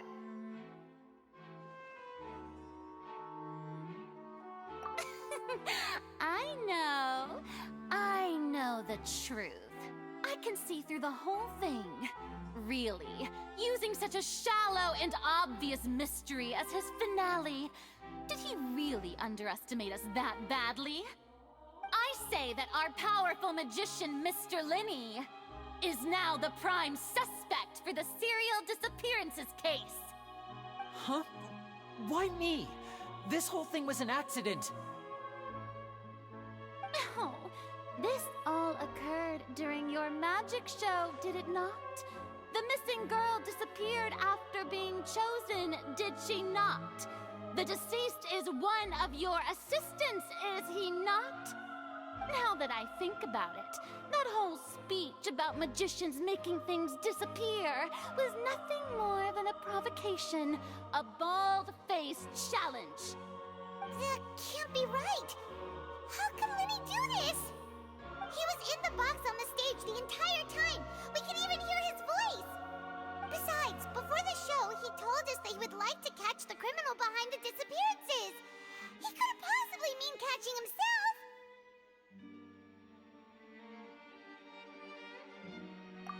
Save discussion for a later time, please. Lady Farina, may I assume that your comments just now constitute an accusation against Mr. Linney and his associates, and that you are pressing charges? Huh? I just think that he... Well, I think it might be a little early to talk about formally pressing charges. But what Lady Farina said just now makes perfect sense. Looks like she's gonna personally deliver justice. A kidnapping and murder carried out under the cover of a magic show. Lady Farina said it. I mean, of course, my dear people. But what excites me even more than the obvious truth before our eyes is the opponent I'll be facing. That's right. I mean you, Traveler. You'll support Lenny, won't you? After all, he was the one who helped you the first time we met. Then there's no problem at all. You know, the Traveler and I already had a duel the first time we met. But with Lenny's help, our little duel ended in a draw. But draws really are the most boring possible outcome. So, no more draws. Between the two of us, there must be a clear winner and loser. And what better place to hold such a riveting showdown and decide the true victor than here, on the grandest of stages, the Opera Epiclese. Huh?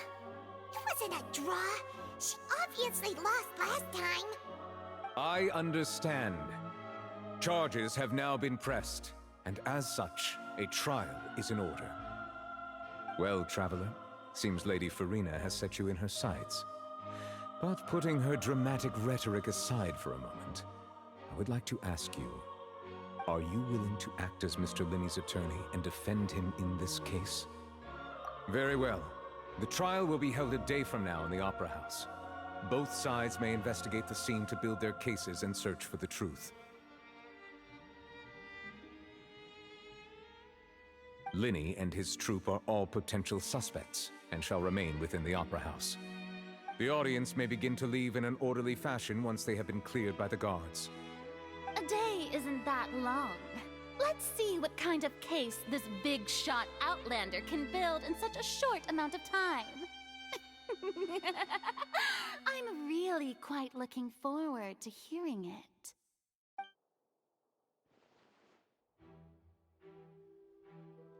Lenny! Sorry about everything that happened just now. Were you frightened? Of course! Who wouldn't be scared after witnessing an accident like that? Yeah, I'm a little shaken up myself. How could this happen? And poor Kel. I know you already claimed that you would defend me, but now it's just us talking. Tell me, do you think I could possibly be the murderer? Good to hear. Thank you so much for trusting me. I'm sure everyone sees me as the biggest suspect at this point. But, if you ask me, the whole thing is mysteries layered upon mysteries, such that all that's left is confusion. I don't know whether what happened there on the stage was purely an accident or not. And I don't know why poor Cal was in the box. As for how that girl chosen from the audience could suddenly disappear, I'm afraid I don't have any answers either. If someone tampered with my performance, then we need to figure out what they did. Even a skilled and knowledgeable magician like myself couldn't pull all that off in just 1 minute. Which is precisely why we need to investigate! As this book says, the impossible could not have happened. Whatever happened must have been that which is possible. Paimon bought them when we were reading at the bookshop in the city earlier. Pretty cool, huh? Don't worry, Paimon used her own savings to buy them. It wasn't from our travel funds. I think they look cute on you, Paimon. You have good taste, Lynette! That's the right attitude. Feeling depressed isn't going to help me now. I need to get back to my normal self. But with the guards watching our every move, it's going to be especially difficult for Lynette and I to prove our own innocence. Good thing you agreed to be our attorneys. Thanks for that. We'll be counting on you. Yes, thank you so much. Yeah, just leave it to us. Oh, since we're going to start investigating, Paimon has a question first. Where did Lynette go during the performance? Ah, well, I'm afraid that would involve some of our essential trade secrets as magicians. The secrets behind our magic are past saving, Linny. I suppose you're right. The truth behind our tricks is going to be important evidence that will be weighted during the trial. 'Tis truly a pity. As a magician, our magic show is a work of art. We've poured countless hours and spared no effort in perfecting it. But if revealing our secrets will help you uncover the truth behind what happened, then it will be well worth it. We should go somewhere else if we're going to discuss our magic tricks. We'll go speak with the guards, and in the meantime, you can go investigate the stage and the seating areas. Alright, let's go have a look while the investigation teams are still here. Detective Paimon is on the case!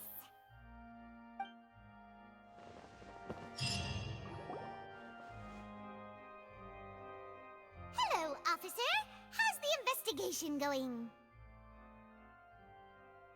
Ah, I see. You must be the traveler that Lady Farina mentioned. Listen, I'll be perfectly honest with you.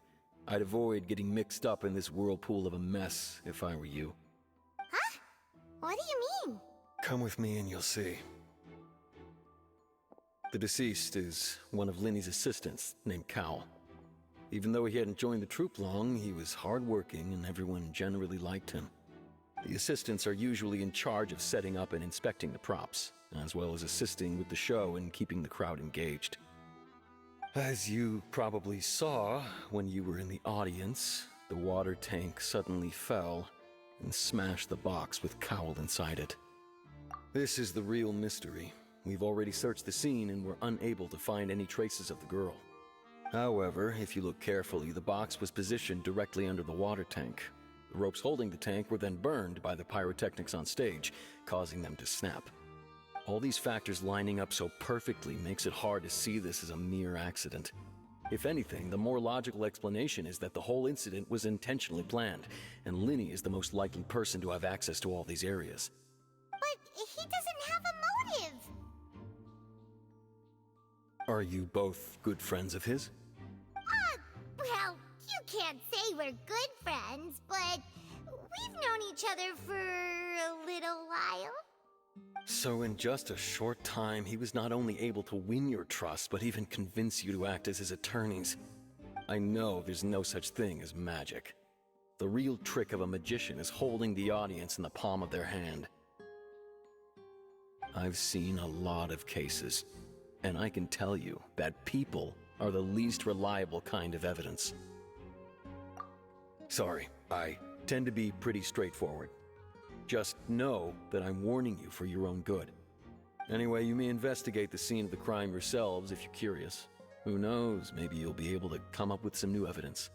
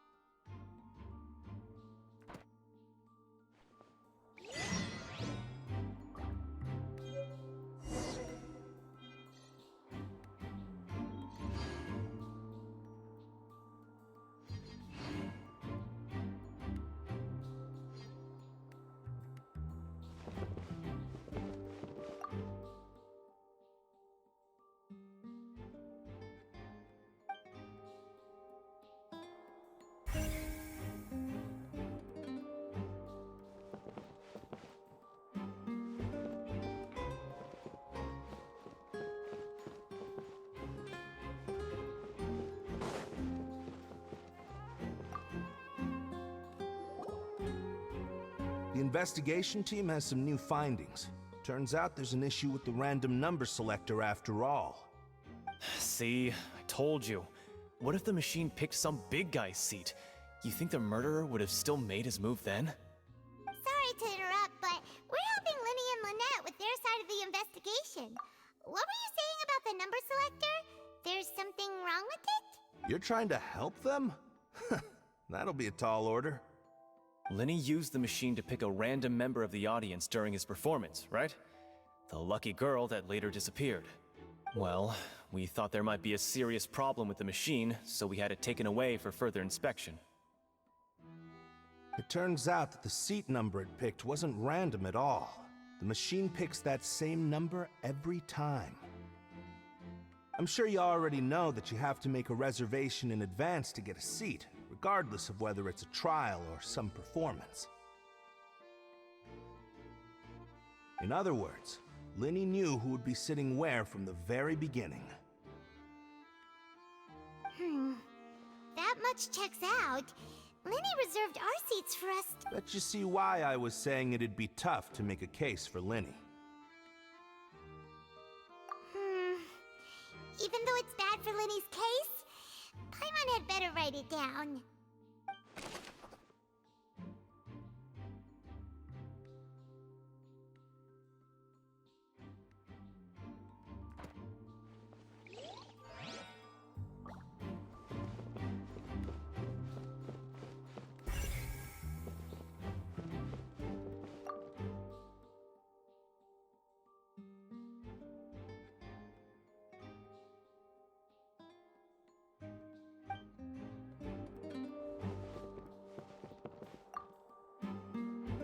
Go ahead, have a look around.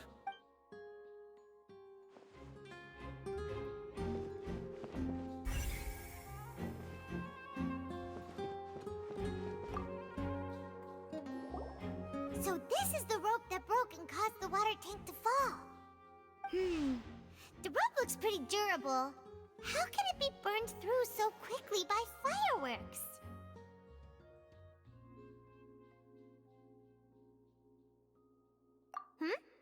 Why are you suddenly so serious, Traveler?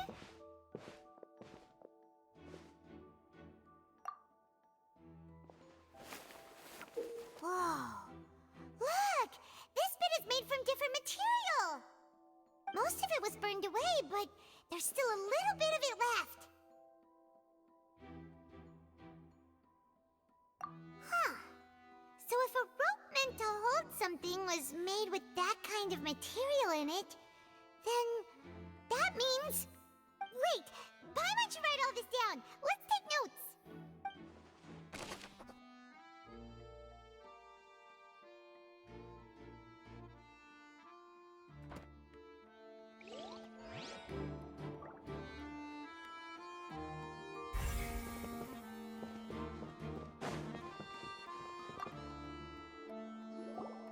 Hello there!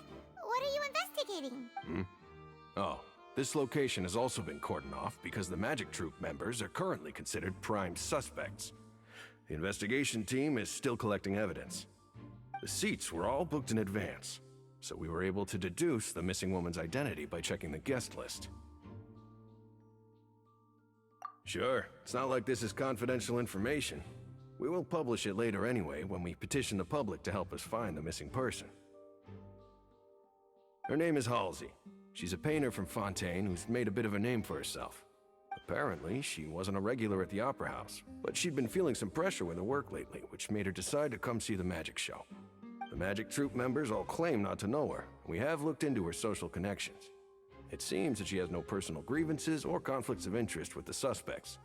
Simply put, she wasn't related to the Magic Troop at all, which matches the features of the previous serial disappearances. Were the victims of previous cases also chosen at random? That's how it seems to us, in any case. Apart from the fact that they were all young women of around the same age range, there really weren't any other connections between them. Okay then. No need to be so formal. If you do happen to see the missing girl, please be sure to contact us. It is of utmost importance that we get to the bottom of these disappearances.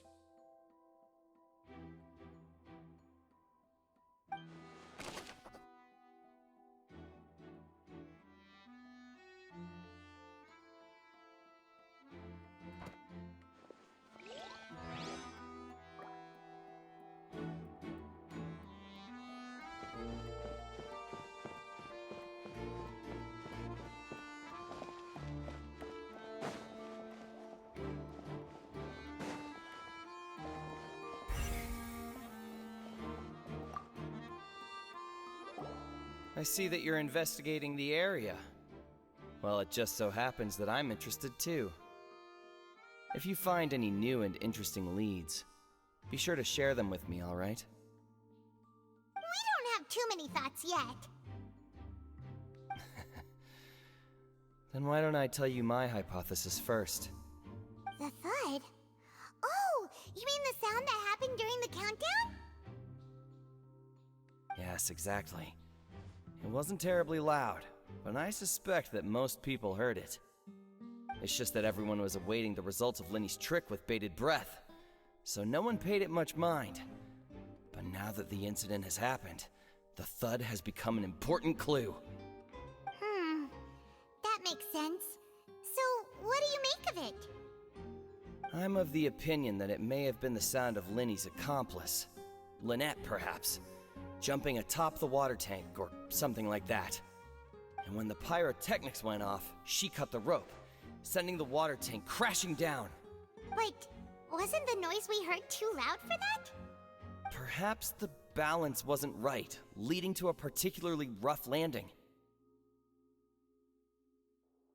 Oh, that's true.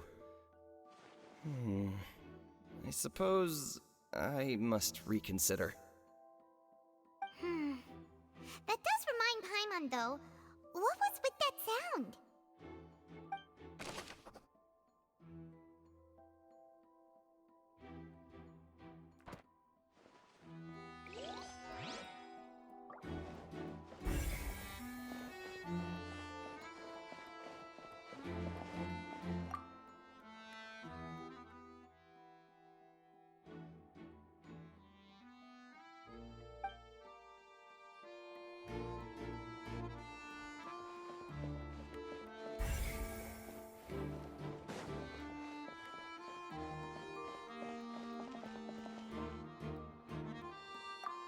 Lenny's still talking to the guards. It seems he'll have a lot of explaining to do. I think someone will be assigned to monitor us later, but that's alright.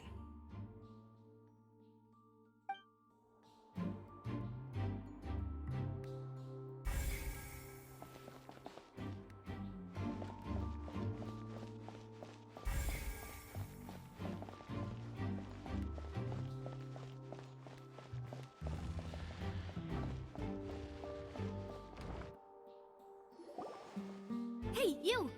Yes, both of you! Over here! I've been keeping an eye on you for a while now. Huh? You mean us? That's right. If I'm not mistaken, you're also among those who wish to cut down the thorns and pursue the truth. No? And by the looks of it, you're not from Fontaine. Well, you're right on the more about that one, but who are you?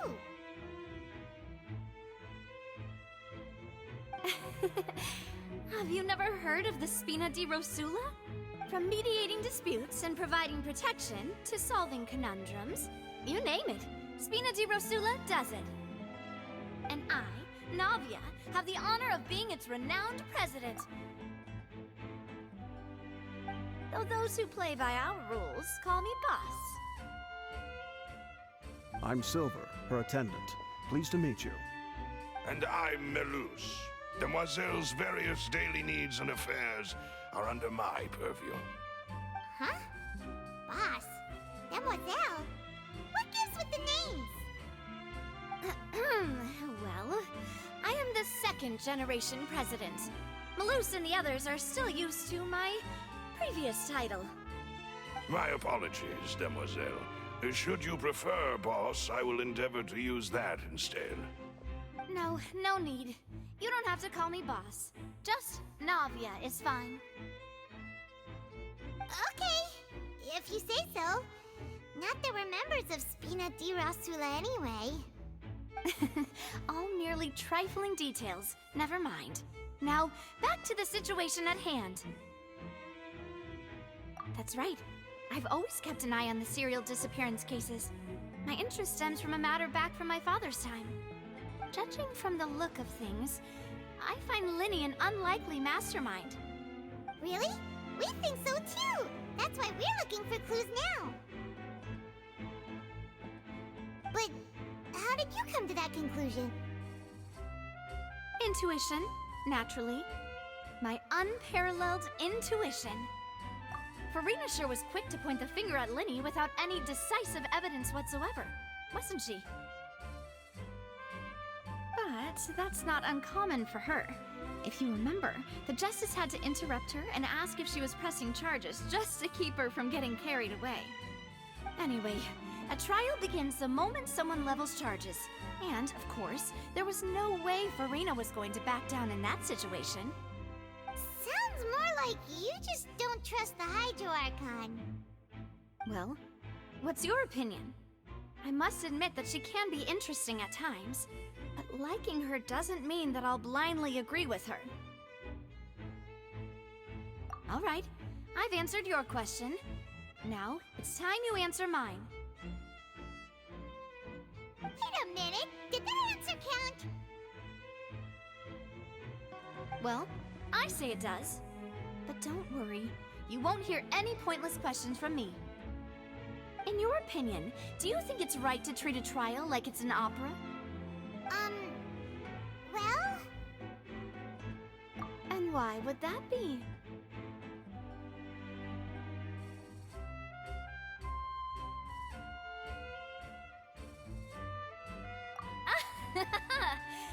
See, Silver and Maloose?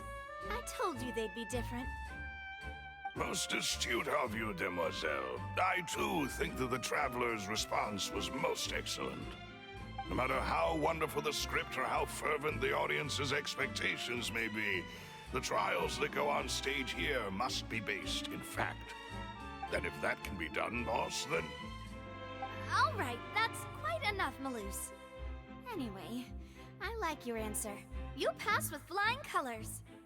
Now, I need to make some preparations, following which our joint investigation shall commence. You two shall be my assistants. Wait! Since when did we become assistants? Oh, well, I can be the assistant, sure. Or your companion, if you like. I'm really not that fussy. That's more like it.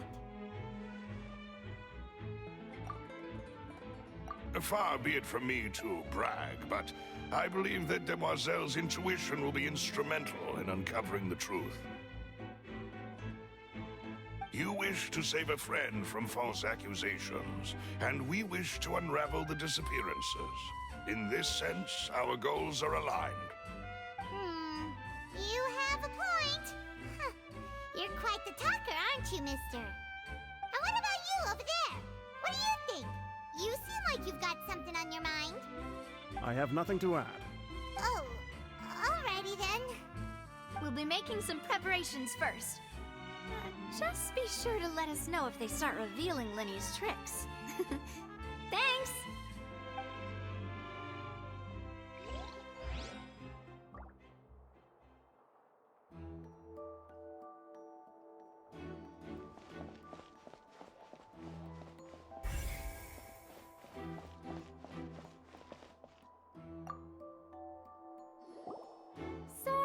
But no one can freely enter or exit the Opera House at the moment.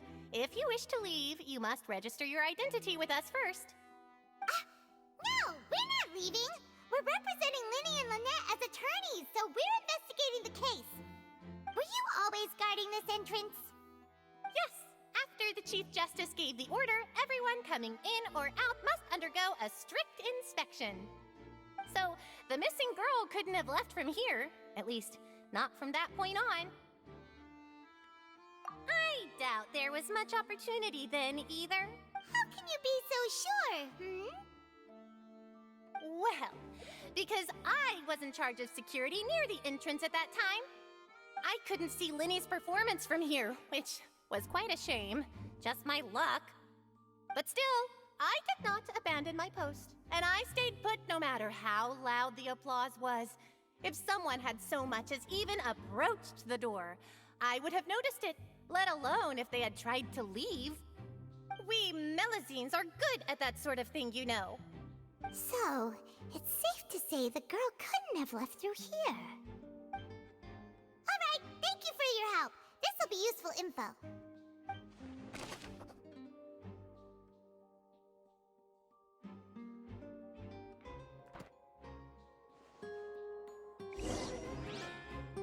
We've checked everything of note here at the performance venue. Paimon wonders how Linny's discussion with the guards is going. Let's go see, shall we? Ooh, things are getting interesting, huh? We're about to see how magic is made.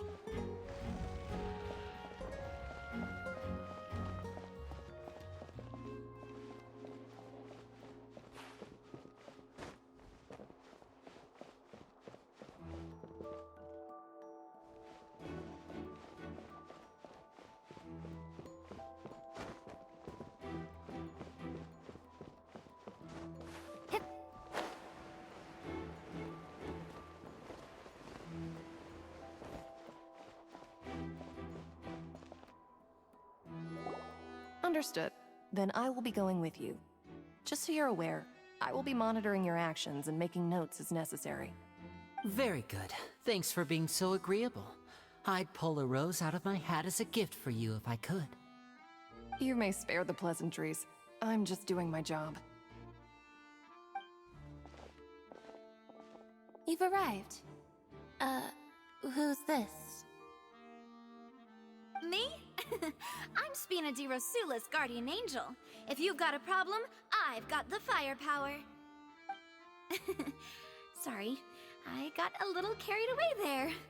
Call me Navia. I'm a partner of theirs, and will be helping investigate this whole situation. And these are my companions. Would you mind if they join as well? Fine by me. Oh, new helpers? I would be most grateful. Well, let's just say we're tagging along. It's not every day you get to see the secrets behind magic performed on such a large scale. I appreciate your kind interest. Come with me. We'll be heading below stage.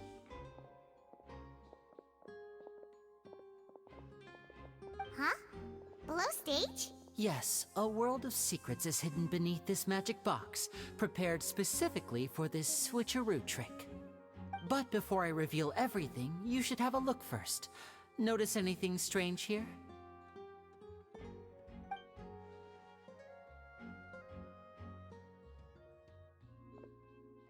I'm not trying to be dramatic. Remembering the details of a trick will help you understand the methods used to perform it more easily. Huh. Weren't there balloons and other decorations here? Where did all that go? Ah, good eye. That said, you're still far from discovering the answer. The back? You mean the inside of the door? What's different about it? Paimon didn't notice anything. Very good indeed. I thought you might not be able to catch that, given that you were sitting in the first row. The back of this door was patterned. Those patterns are now gone, replaced by a smooth wooden board. So, if you put 2 and 2 together, what do you get?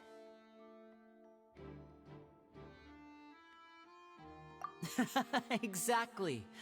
All right, let's go. I'll tell you how it works as we head down.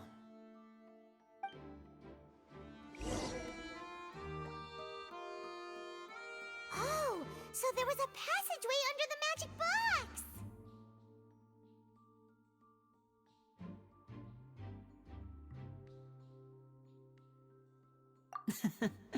I knew you'd figure out most of it as soon as you saw this place. The 2 magic boxes are positioned right above the 2 entrances of the tunnel. See this flatbed trolley?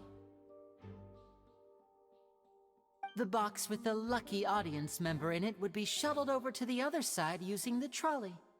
This trolley can raise and lower and even rotate, ensuring that the box will face in the right direction. I see. So that's the purpose of the box inside another box. Precisely. The inner box would descend after the audience member was put inside and be moved along the trolley, all while the outer box would remain on stage as if nothing had ever changed. So that's how you did it! Once the box was lowered, the trolley would store some energy through this device here, with which it would complete the rest of the steps. The audience member would only be able to feel some slight movements in the dark, and by the time she walked out, she would already be back on stage. Right!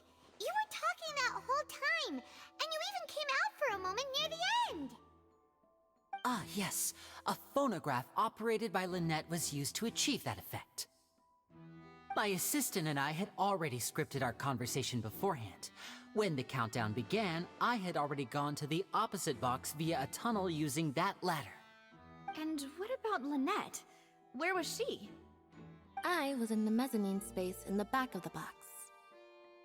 Oh, interesting! That's how we were able to coordinate Linny's lines with the assistant. And, by the way, I was the one who walked out of the box at the end. I mean, we are twins. All it takes is a change of clothes and no one can tell who's who.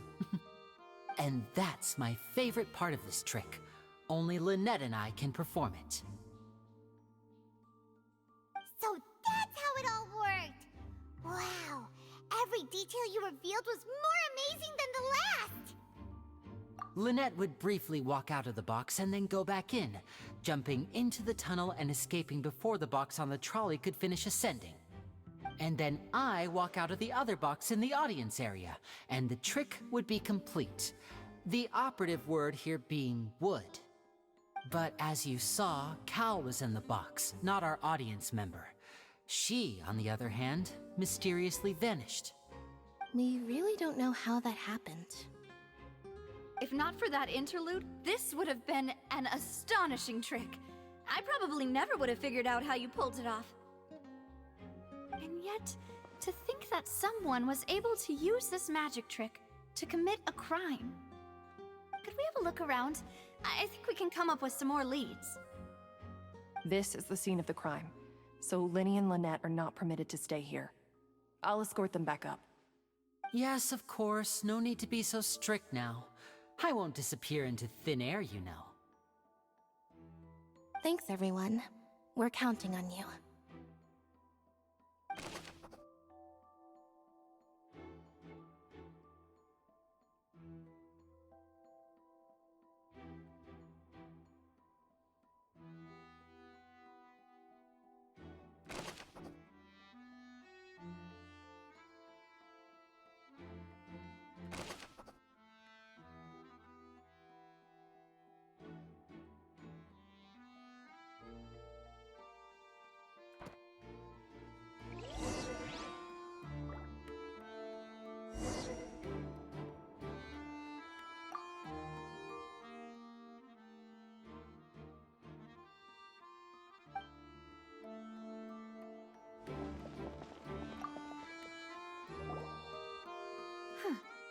What's this? Looks like a hook tied to the end of a rope. Huh? There's all kinds of odds and ends here. Perhaps it was a prop for a different trick. But why would it have been left here? Whatever it is, let's make a note of it first.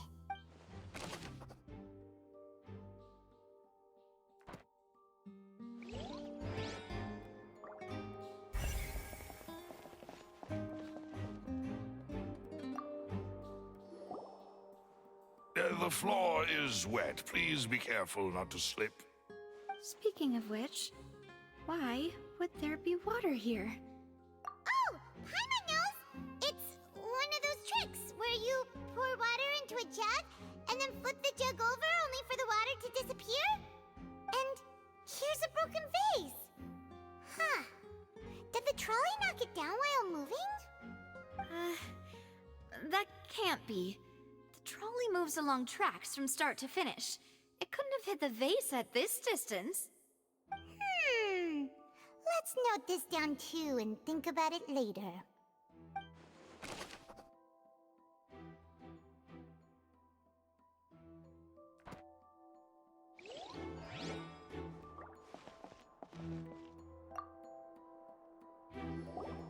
Oh, these are the clothes that the lady chosen from the audience was wearing, right?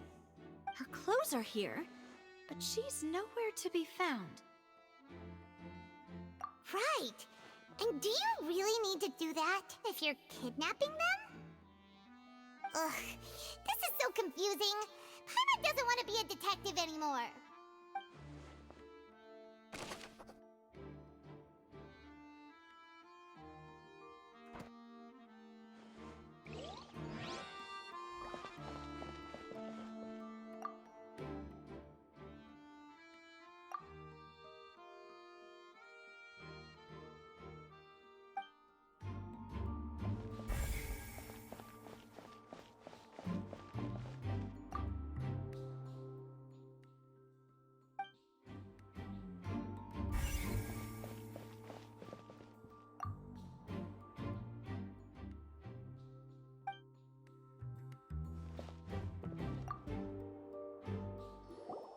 What is this place? It seems someone could fit through here. Huh. Could this have been the suspect's escape route? Alone, perhaps. But if they had to pull another person with them, the space would be too narrow. But there are no other ways in or out of here. Oh, you're right! Let Paimon write that down.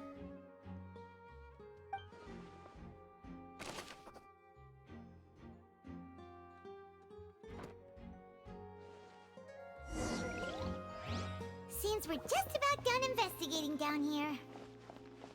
Yes. Let's head back up.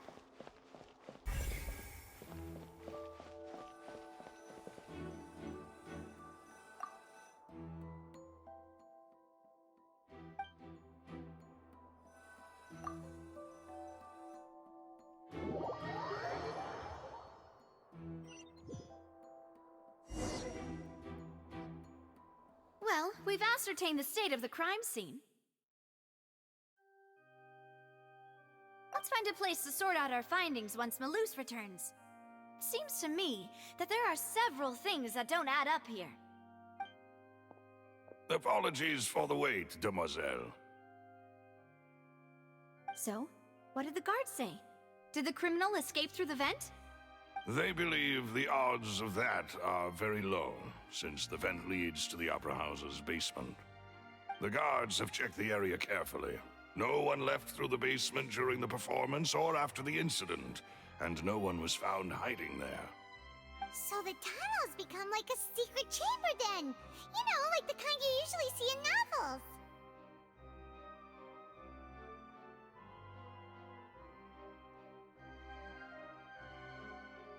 The plot thickens.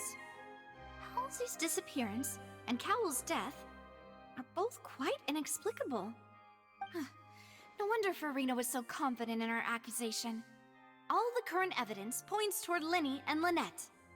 In other words, the charges are very likely to be upheld unless we make some considerable progress. Charges and then trial. So if the charges are upheld, they'll announce a sentence? That's right. This is how a trial goes in the Opera House. During the proceedings, the Chief Justice and the Oratrice will hear statements from both sides. That's right. This is how indemnitium is produced. The statements from both sides, the defenses from attorneys, witness testimonies, and even the audience's emotions will all be projected on the Oratrice. To put it simply, it's as if the Oratrice has its own will, and is a judge in its own right. This also precludes any kind of favoritism on the part of the Chief Justice. Not that this has ever happened anyway. Once both sides have finished speaking, the Chief Justice will make his final decision. This, too, will be used by the Oratrice as a reference. Then, finally, the Oratrice will be consulted by officials. The result it returns is the will of justice itself. Huh? So that machine is the one that actually decides? Paimon thought Neverlet called the shots. In practice, there is very little difference. Both have always come to the same judgment, which is why people have great faith in the Chief Justice. Ah, yes, the guards also asked me to convey that none of us will be allowed to leave this place before the trial. Huh? Why? Because we've chosen to act as the twins' proxies. That makes us persons related to the case.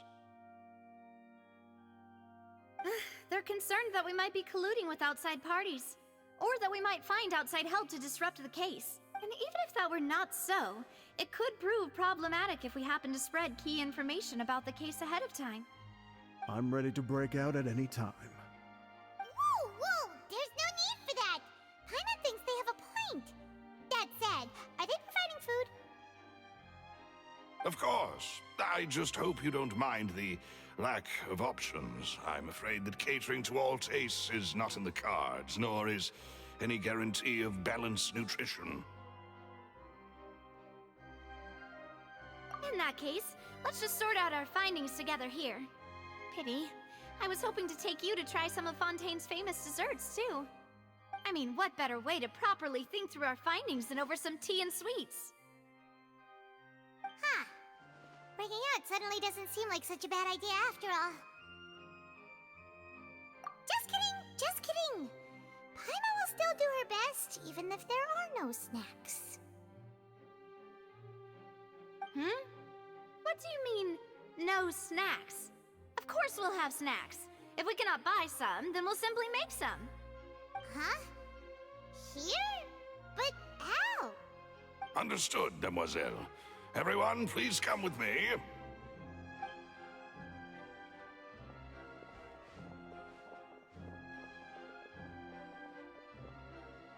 Wait, you're carrying a portable stove with you? Yes, I must be prepared to meet the Demoiselle's baking needs whenever the fancy strikes her. I have eggs, sugar, and almonds at the ready.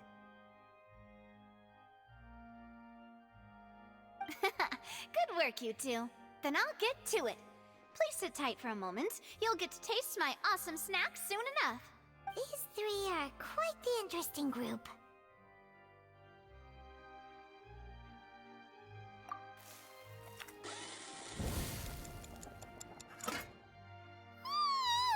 And Paimon thought it smelled good while it was still in the oven! Oh, it's even better now. Paimon can't stop drooling. From the way you had these two guys carrying all that stuff around, Paimon thought you'd have them do more during the baking process. But you ended up doing the entire thing by yourself! Beating the egg whites, grinding almonds, everything! I was applauding. And I was giving encouraging smiles. Paimon was just thinking, aren't you worried about getting your fancy dress dirty beating egg whites and baking like this?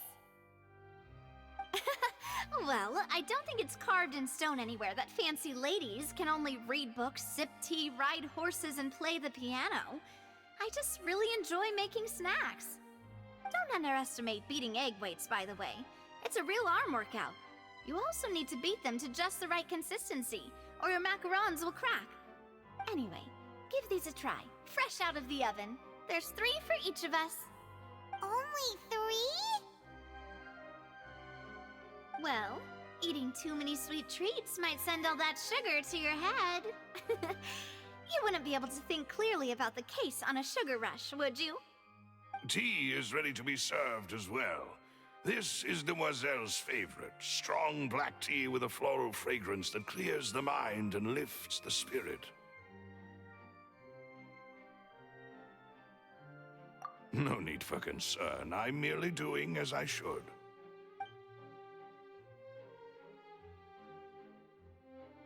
All right then. Down to business. As Paimon mentioned previously, the tunnel seems to be something of a secret chamber. However, we can assume that Linny and Lynette were not alone within it. Some criminal also occupied its sealed confines. The magician twins could have committed the crimes, of course, but they lack any logical motive. Exactly! Why would they do such a thing right when everyone was watching?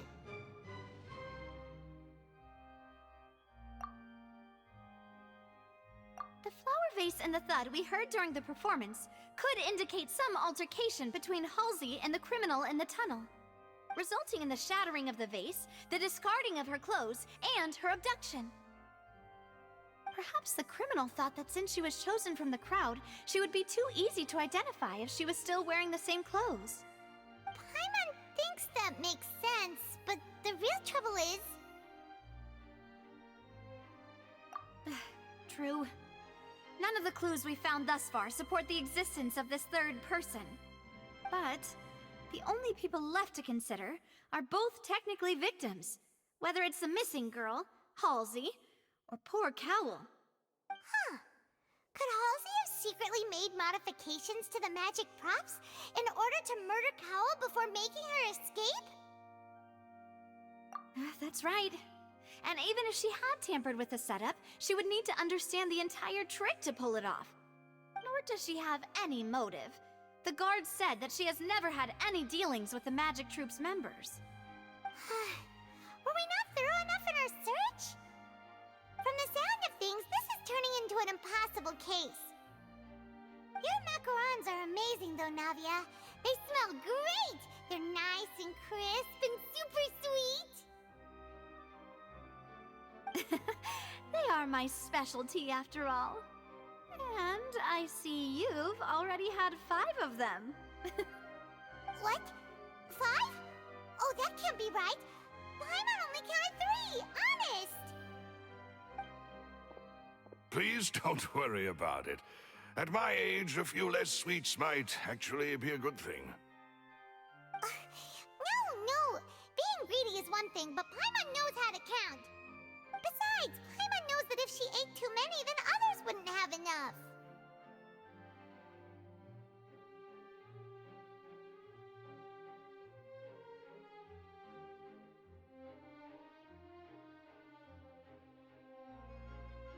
Wait, even you don't believe Paimon? How could you? If Paimon ate those 2 extra macarons, then may they turn into stone in her stomach! All right, we get it. Well, I suppose one of us might have gotten too engrossed in our chat and eaten them by mistake. No big deal. Maloose, set up the stove again if you would. Huh? What are you doing? Making sure everyone gets 3 macarons, of course.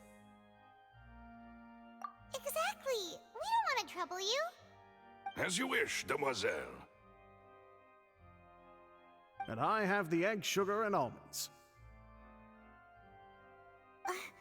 Well, this really is your hobby, huh?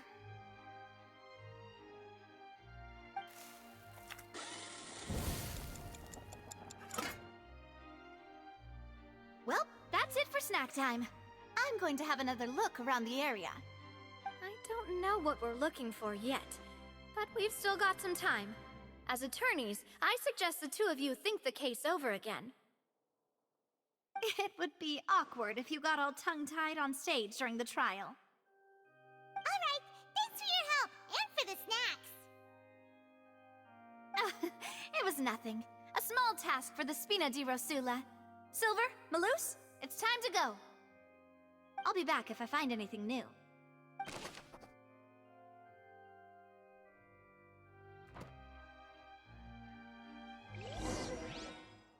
All right, it's time to put our heads together. We've got to get our defense ready for the trial. Oh, it's probably gonna be a long and difficult case. There's no point in worrying about that now. We just need to prepare. Here, take Paimon's notes. They should help you review the situation.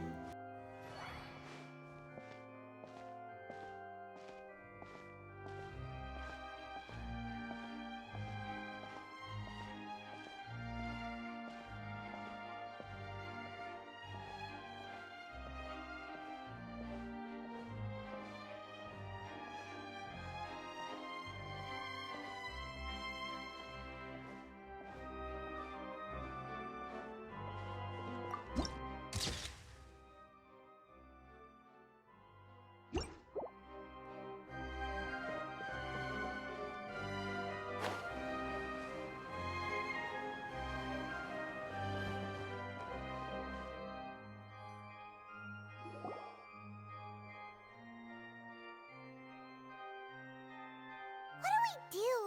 The whole situation is so confusing.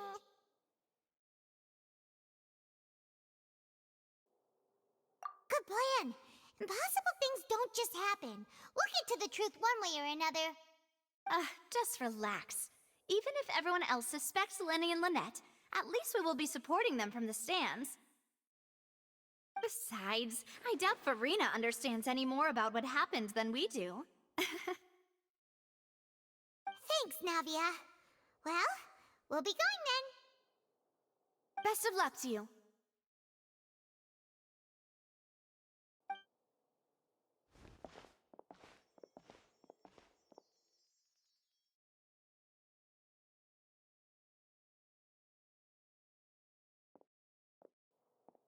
Ah, finally, you're back. Well, how did your investigation go? To be honest, you might be disappointed. No. We're already very grateful that you were willing to help. Well now, don't you all look disappointed. Don't tell me that your investigation came up empty-handed. That was to be expected, of course. The guilty can never produce proof of their innocence. But don't let that stop you. I shall be terribly disappointed should you, my most anticipated foe, concede so easily. Since both parties are present, I declare that the trial regarding the magic show incident is now in session. Firstly, in order for the audience to understand the causes and results of the incident, could we please have Mr. Linney explain the trick? Yes, of course. I will explain while Lynette demonstrates on stage. All the necessary items have been prepared.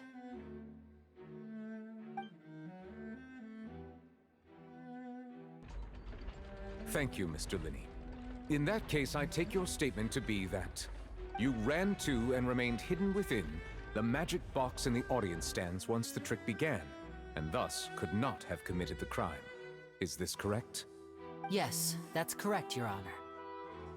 In that case, I call upon the prosecution. Lady Farina, do you wish to refute his statement in any way? Why, of course I do. Allow me to take the first shot and break this case wide open. Mr. Linney is clearly lying. There is no way you could have been in the box the whole time if you were to abduct Halsey and murder Cowell. In fact, I'd say you were hardly in that tunnel at all. That is simply your hypothesis based on the presumption that I'm guilty. Oh, is that so? And if I may ask, what did you hear while you were inside your box? The roaring countdown of the crowd, of course. That's how I kept track of the time and built anticipation for the finale. And you didn't hear anything else at all? Nothing that might leave an impression of any kind? No, nothing. I see. But when the count reached 30 seconds or so, there was a thud. One so loud that I believe practically everyone heard it. Huh? Hey, hang on. Something's not right here.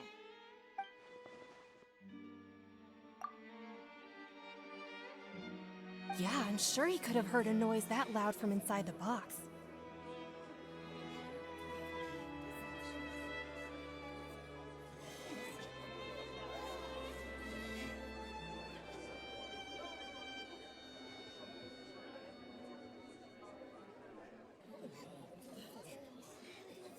I was right by the box and I definitely heard the thud.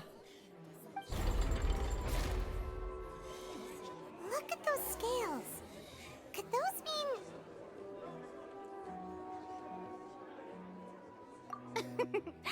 Well then, ladies and gentlemen, allow me to use the words of the magician himself. You never know what can happen in the blink of an eye. Indeed, it seems his alibi can also collapse in the blink of an eye. Of course, I have armed myself to do far more than smash your alibi. Confidence cannot go unfounded, and my foundations are rock solid. Tell me, Aren't you and Lynette actually from the House of the Hearth? The House of the Hearth?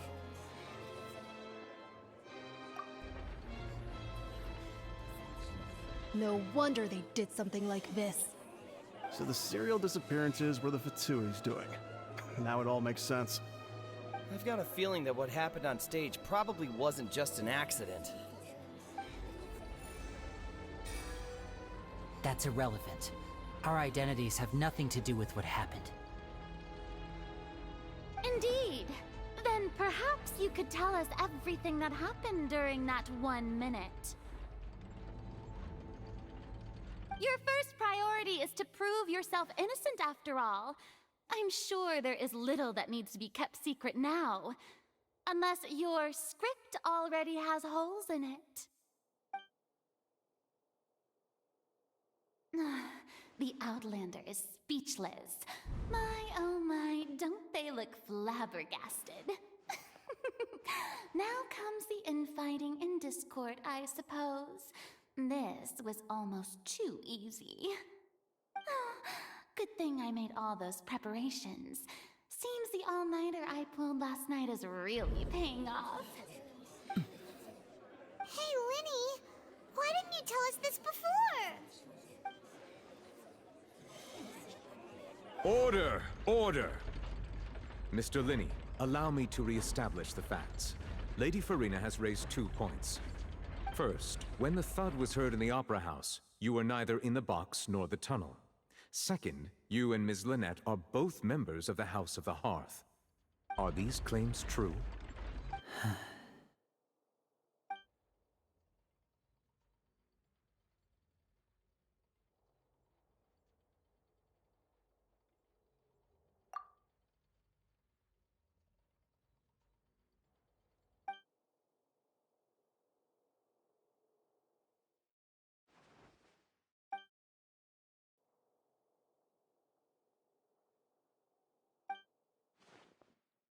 Please answer my question, Mr. Linney.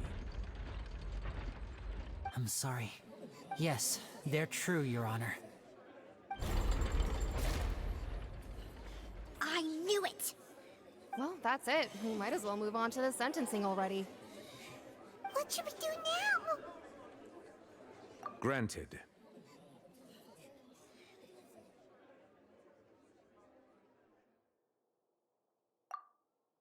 In that case, what is your request? Is that really necessary? They're already as good as guilty. The defendant deceived their own attorneys. What is there left to discuss? Order! Order, I say! Your request is reasonable, and we shall adjourn. This trial will reconvene in 1 hour. So you would stick to Mr. Linney's defense even after knowing what you do now? You certainly have more professionalism than I thought. In that case, my dear audience, let's allow the joy of victory to steep for a little while longer.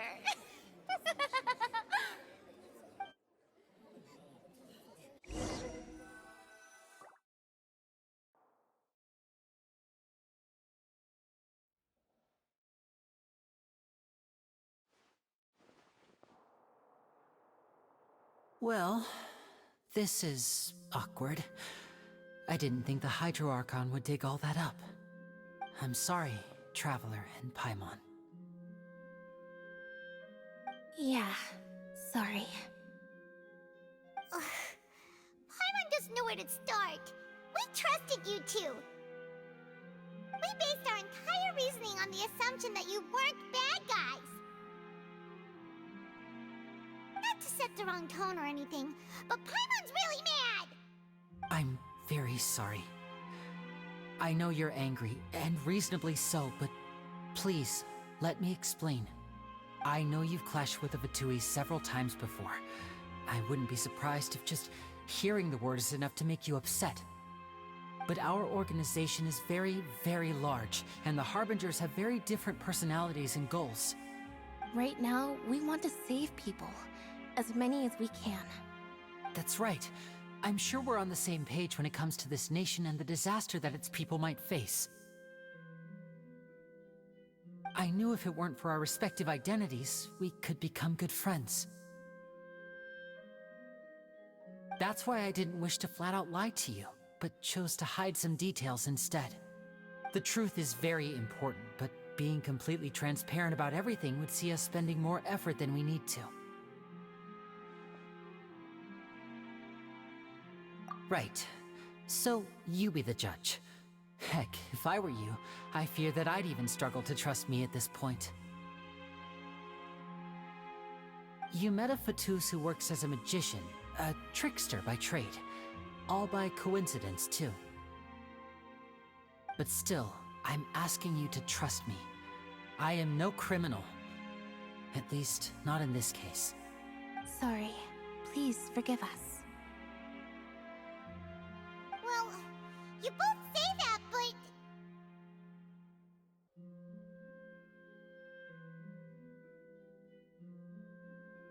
Right. Let's hear your answer first, and no lies now! Of course. I'll answer any question you ask. We've been trying to find out how the Oratrice operates. We want to know why it has a consciousness. Why can it deliver sentences accurately? During our investigations, we learned that the machine's core is beneath it. From that moment on, Lynette and I have been designing this box swap trick, with the objective of getting close to the core. Is that why you needed a whole minute? That's right. In truth, the audience would take about 75 seconds to count down from 60, while I would only need 15 to get to the opposite box. So, after jumping into the tunnel, I accessed the Opera House basement via the vent, and went to investigate the room in which the core is stored. That air vent was created during the construction of the tunnel specifically to execute this step.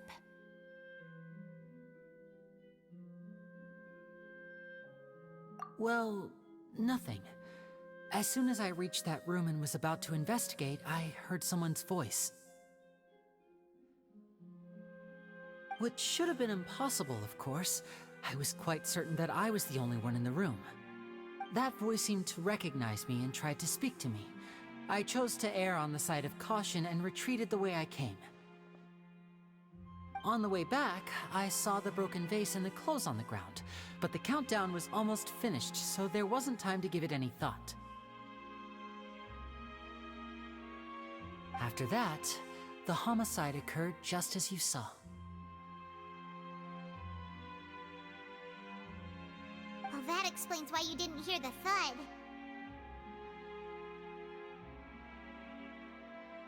Because of that prophecy I told you about, of course. We must know all we can about this nation's secrets in order to deal with that prophesized crisis. That's the only way we can save everyone. So, there you have it. The whole truth. I swear, I didn't hide anything from you this time. It was never my wish to proceed under this cloud of mistrust either. But like I said earlier, you can be the judge.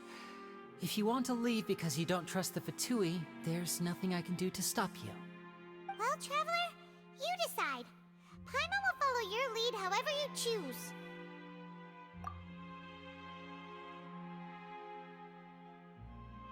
Okay, thank you. Thanks for giving us a chance. The current problem is that the scales are tipped pretty badly against you two. If we want to refute the Hydro Archon's accusations, we're gonna need a seriously watertight defense.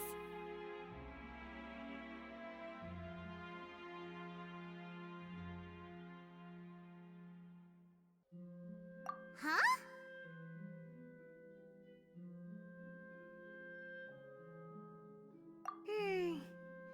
Oh, Paimon thinks she gets what you mean.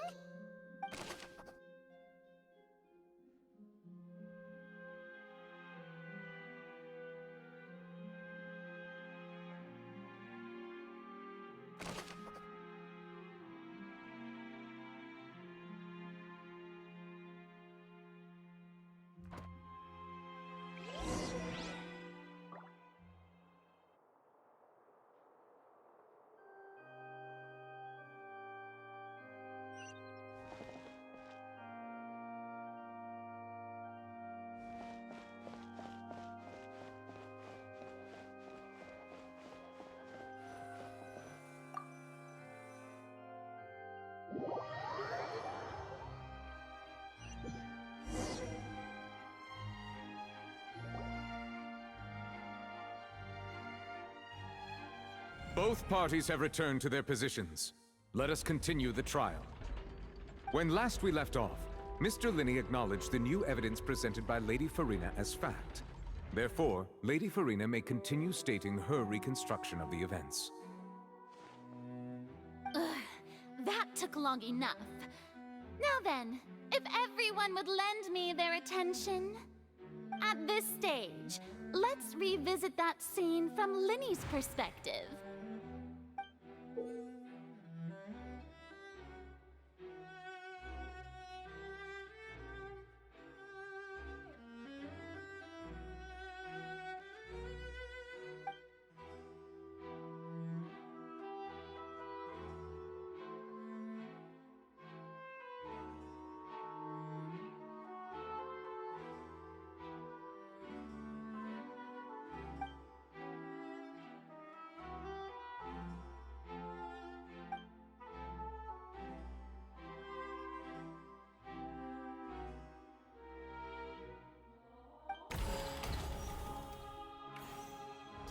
As the countdown began, he entered the tunnel. When the flatbed trolley passed, he opened the box and got into an altercation with Halsey, which caused the loud thud.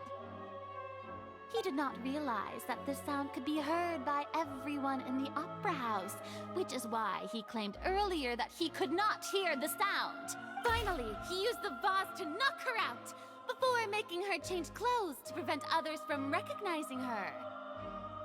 At this time, Cowell arrived in the tunnel, having heard that strange noise, and caught Linney red-handed.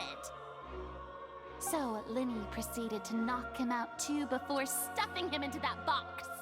Afterward, Linney passed the unconscious Halsey to his accomplice through the magic box in the audience stands, before operating the devices such that Cowell's death would be ruled an accident. And there you have it. That's the truth behind what happened. Does the defendant's side have any objections to Lady Farina's description of the events? The key to refuting Lady Farina is the order of events. What Linney experienced and what he saw.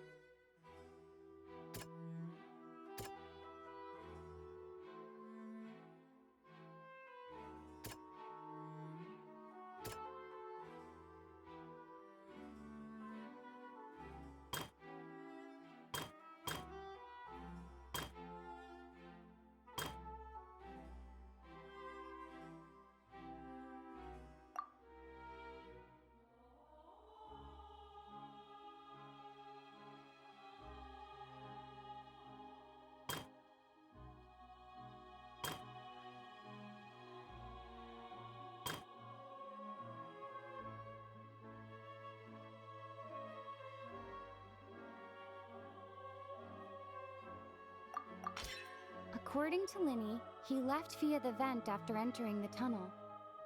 He couldn't have had that altercation with Halsey.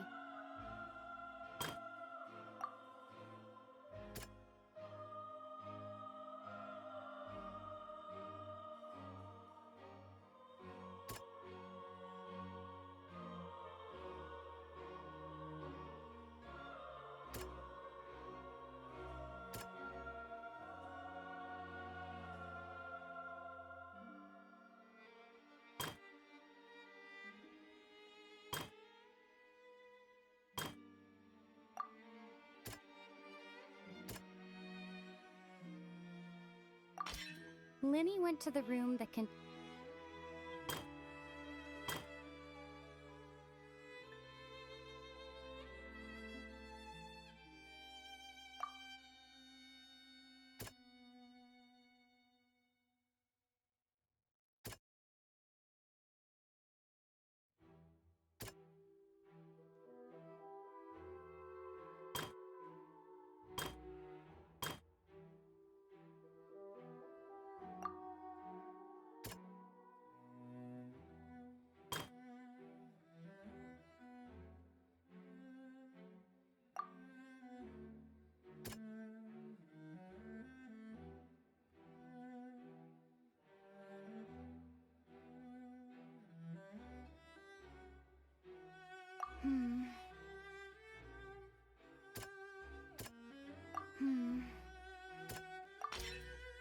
did not take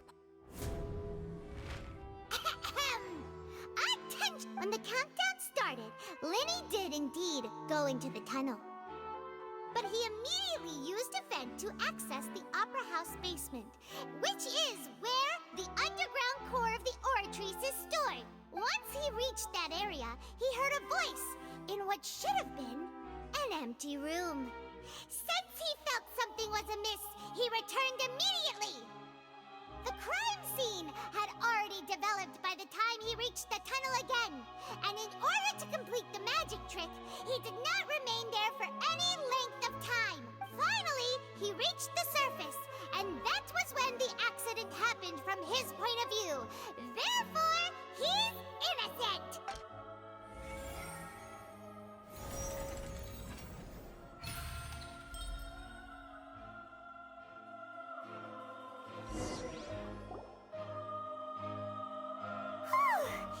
Paimon did it!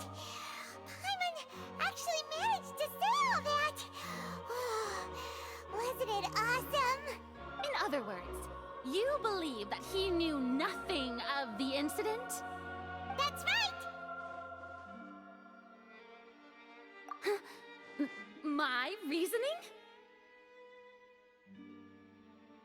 If that's the case, then if Cowell hadn't entered the tunnel, who was the entire setup meant to kill?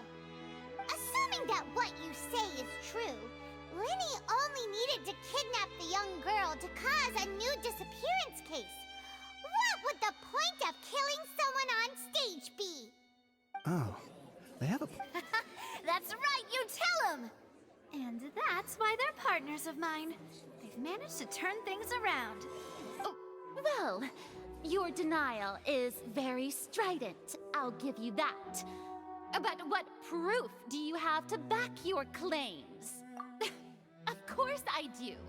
If he had been in the magic box the whole time, how could he have not heard that sound? Why do you ask? You're saying that he wasn't?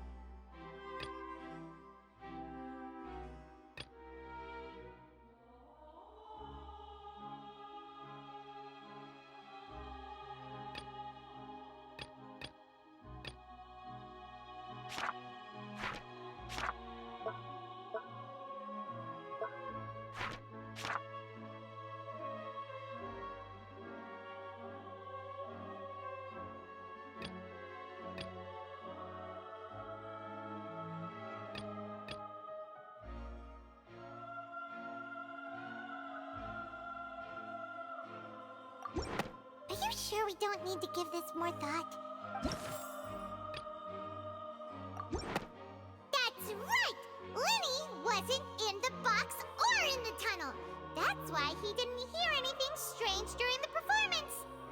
This means that when the crime happened, Lenny had already entered the basement via the vent. The same clue you used to disprove his alibi has now become the best proof! How do you like that? Well played. To think you'd use such logic. Well then, if it wasn't Lenny who committed the crimes, then who was it?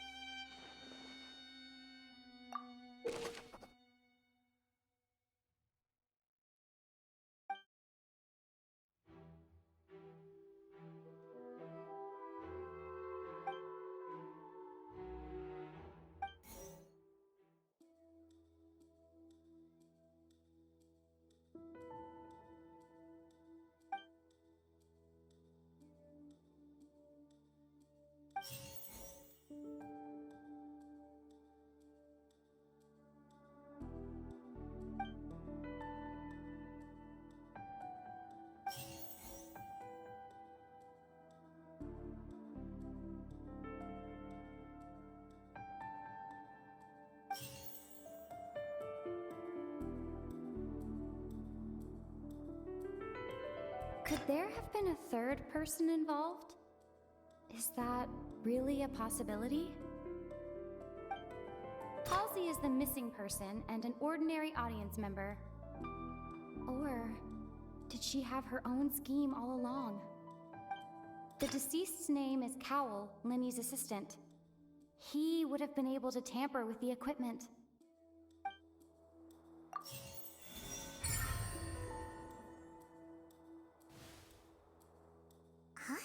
Huh? That can't be right. The killer was, in fact, Cowell, the deceased! Oh, is that so? How interesting! Let's hear your reasoning then. What I must do next is recreate the truth. What Cowell did, and how he went from would-be perpetrator to victim.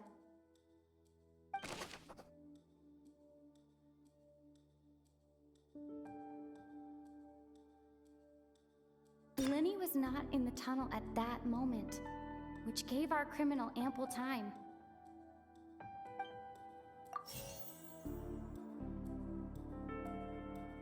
It would have been tough for both people to fit into that vent. They would likely have bumped into Lenny as well. The sound we heard may have come from a clash between the missing Halsey and the criminal. Halsey's clothing was in the tunnel, so there must have been some fear that she would attract attention. The deceased's name is Cowell, Lenny's assistant. No one entered or left the opera house through its entrances. So, where would the criminal have wanted to take Halsey? No one entered or left the opera house through its entrances. It would have been tough for both people. Lenny was not in the tunnel at that.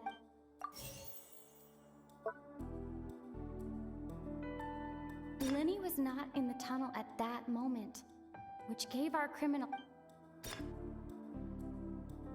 The sound we heard may have come from a.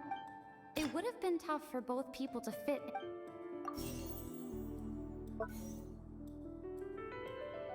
The sound we heard may have come from a. No one entered or left the op.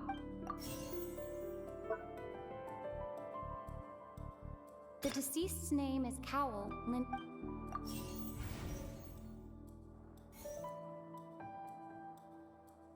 The sound we heard may have come from a clash between the missing Halsey and the criminal.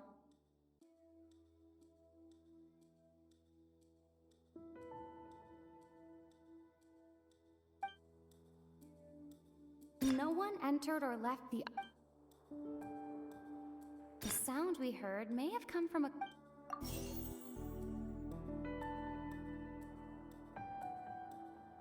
It would have been tough for both people to fit into that vent. Halsey's clothing was in the tunnel, so there must have. Lenny was not in the tunnel at that moment.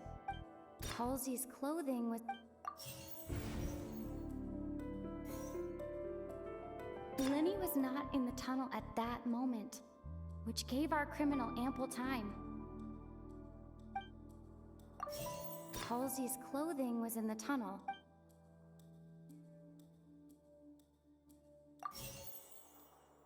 The sound we heard may have come from a clash between the missing Halsey and the criminal.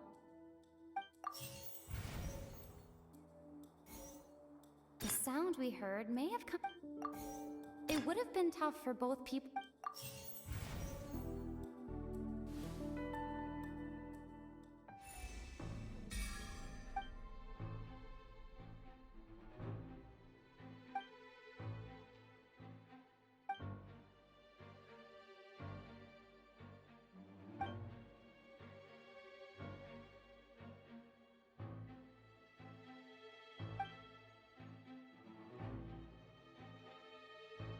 What's wrong, Traveler? Are you still having trouble I see how it is. So this was all just a bluff. And here I thought you had something to show for it. But it seems you're still far from the truth. Look, Since we're at a dead end, why not, just like the trick as it transpired, the end result must have been utterly different from the magician's initial design. If only we knew how Halsey disappeared. Well, that would be nice, but the tunnel only has 3 exits, and none of them seem very likely. And it's not like this is a magic trick where you can just make a real live person disappear. Excuse my interruption, dear opponents, but do you not see that the crowd is growing impatient? There is no greater sin in this opera house than an awkward delay in the performance.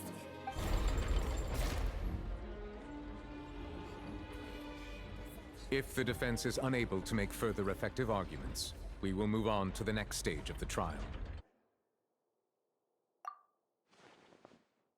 Lenny was not in the tunnel at that moment. The sound we heard may have come from a clash between the deceased's name is Cowell, Lenny. The vase was not broken by chance.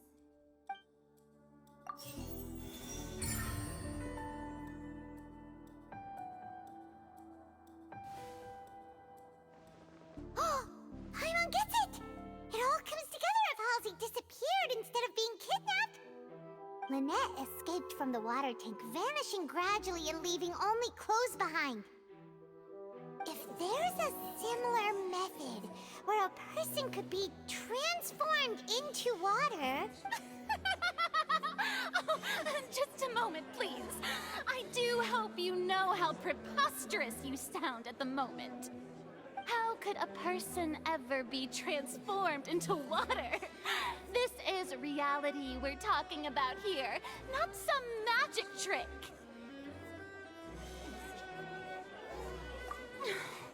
Must we really? I should think that of anyone. Your friend Linny already knows this truth very well. Magic tricks are ultimately just illusions and misdirection. But Halsey's disappearance is very real. We're talking about 2 completely different things. Even so, I trust the Traveler's judgment. The truth must be out there somewhere. Perhaps some new line of reasoning may open if we try to gather all the focal points that don't make sense. Since Cal was the deceased, we haven't placed much attention on him. But given that we aren't making much progress with the case, it wouldn't hurt to have a look at his belongings, would it?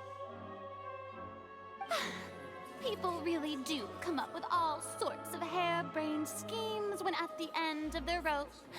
The way I see it, your suggestion that we broaden the scope of our investigation is nothing but a tactic for stalling the trial. Nevertheless, I believe that this is a reasonable request on the part of an attorney. Since the trial does indeed appear to be at an impasse, I believe that additional evidence may help us make more progress. Guards, please step into the lounge and examine the personal effects of the deceased, Cowell.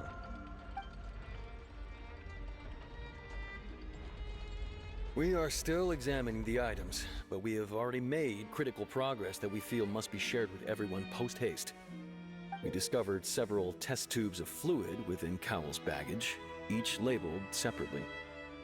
The notebook in his backpack claims that these fluids are... water from the primordial sea. The primordial sea?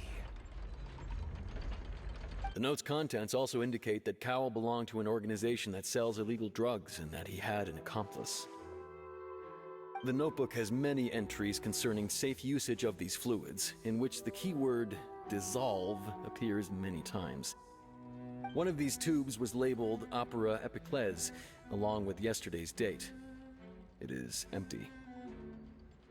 The notes also state that these dissolution properties work exclusively on people from Fontaine.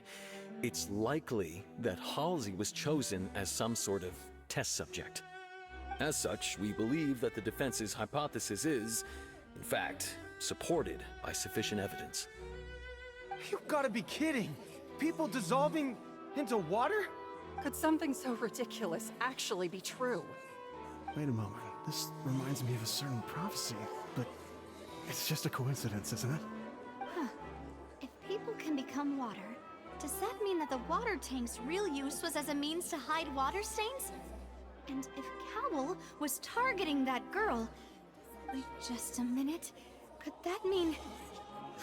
You two, with me, quick! Demoiselle, wait! What about your partners?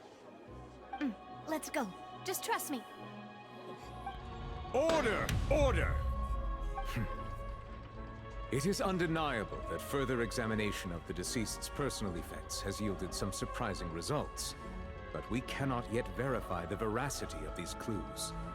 Still, let us assume that these clues are indeed authentic, albeit with the understanding that Ms. Halsey has yet to be found. Guards, please continue examining the items along these lines.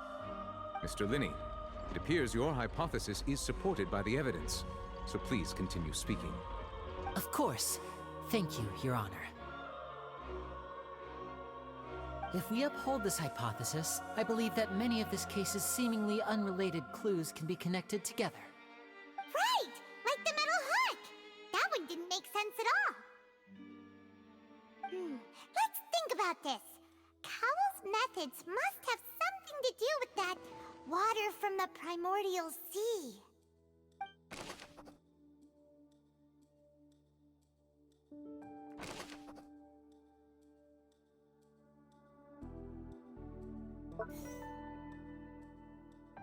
The water from the primordial sea should already have been prepped before Halsey entered the magic box.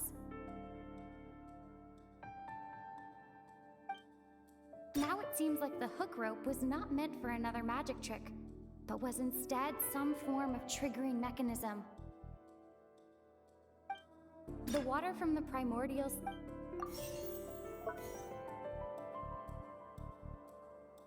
Now it seems like the hook rope was not meant for another magic... The rope that strung the water tank up was lit by the fireworks and cut. As such, the focus here is on the water and not the tank. Now it seems like the hook rope was... The rope that strung the water tank up was lit... Now it seems like the hook rope... The rope that strung the water... The deceased's name is Cowl. Lynette was in the magic box on stage the entire time. Did she have something to do with this? I remember there was something else within the inner layer of that box.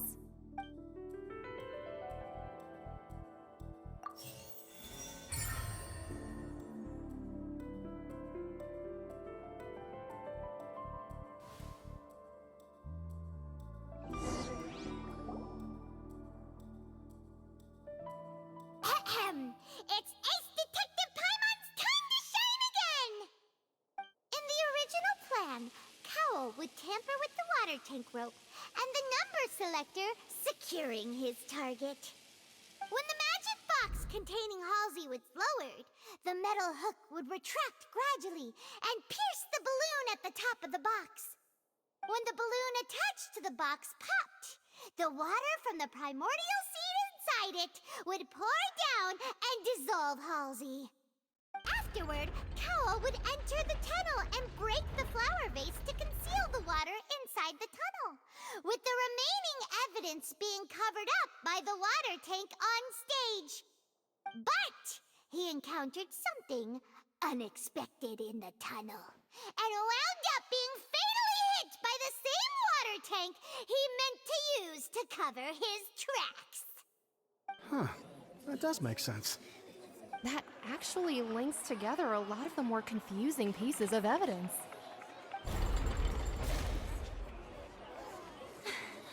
Oh dear, what do I do? Even I think they sound convincing now. Have I falsely accused an innocent person? What a humiliation.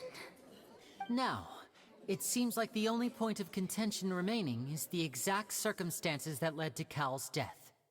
His notes mentioned he had an accomplice who could be related to the situation. On that note, the guards have just contacted me indicating that they uncovered new evidence. I shall now invite him on stage to share it with us. Thank you, Your Honor. We were just inspecting the luggage of the other people involved in this case. And we found an identical sample of the water from the primordial sea among Linny's personal effects. What? That can't be. Oh, I see. Well, how wonderfully comedic to have your own counterattack only to come back and wound you. Does this not clear all doubt? My dear citizens, my loyal audience, allow me to present my reasoning and bring this performance to a swift close. Linny did not need to take part in the dissolution of the young woman at all. Indeed, he did leave the scene via the vent.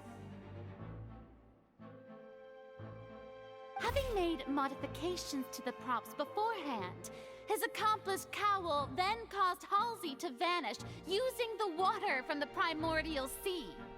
But upon his return, in cruel avarice, Linny desired sole credit and prepared to do away with his partner in crime. Ultimately, he knocked Cowl out, and the tool meant to cover the crime up.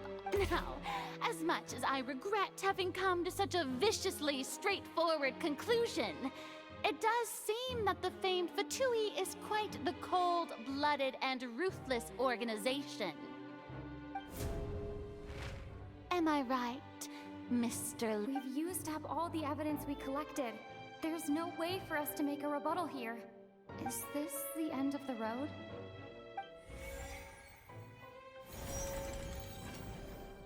Oh no! Paimon can't think of anything either. It doesn't look like there's any way around this. Seems using the water as new evidence was too good a move.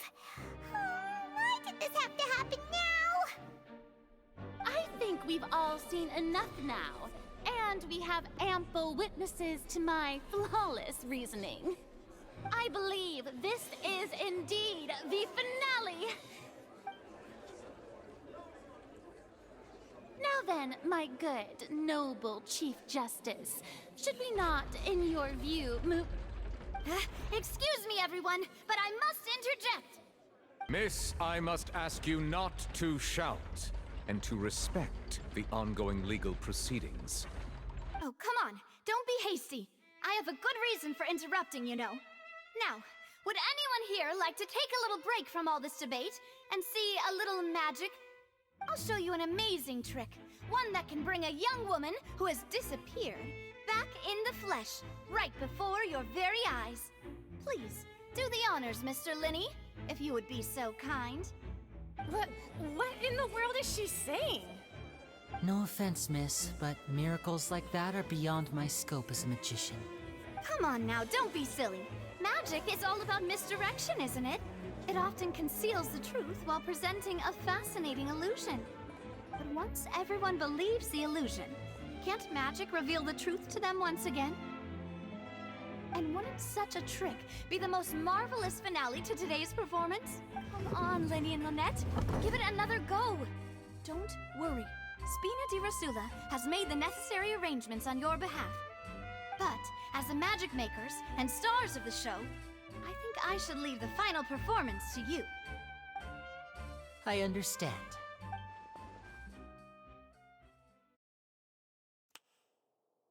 And voila!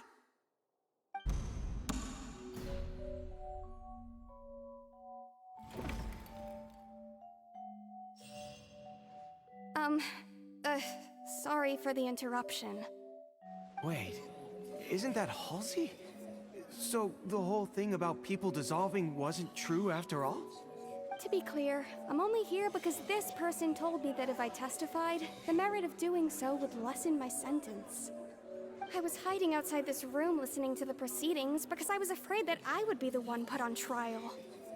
I was just feeling happy that no one had noticed me, and then before I knew it, she caught me. That'll teach you to underestimate us three. Where should I begin? I'm sorry. I'm the one who killed Cowl. I admit it. What? Why? Firstly, my name isn't Halsey. it's Lillian, and I'm originally from Mondstadt. I heard that Linny's show was gonna be a real thriller, but I missed the chance to buy a ticket, so I stole one. That's how I make a living. I steal stuff here and there. And I'd never been caught before. But I was noticed at the harbor a few days ago, and I barely got away. Linny was the one who caught me in the act. Hey, no wonder you look familiar. So you were the thief! Liddy even mentioned that you were pretty skilled. Well, and I thought that would have been the end of it, but then the number selector chose me. He even mentioned the Fortress of Meripede. That's a prison, isn't it? So you can imagine how shocked I was. I thought he was on to me for sure. So I played along with the show while looking for an opening to flee, but then I got water poured on me for no reason, and then someone jumped into the tunnel to nab me. I wasn't going to take that lying down, so I knocked him out and stuffed him into the box. There was nowhere to run from there, though, so I had to change my clothes and hide in a box containing performance costumes. I slipped out after the first guard arrived at the scene and continued hiding inside the opera house. Can a person even hide in there?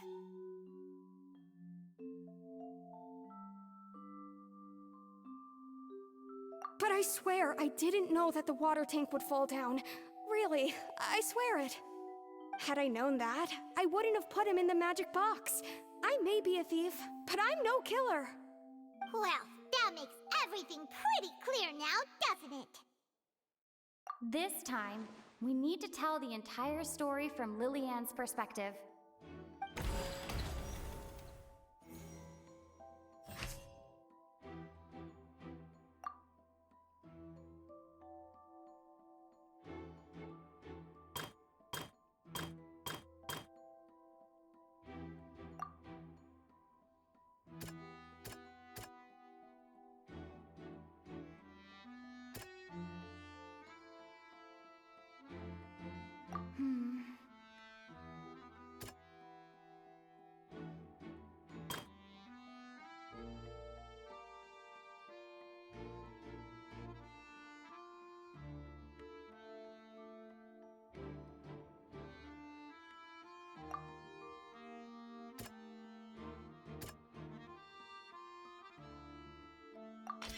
The flower vase was not broke.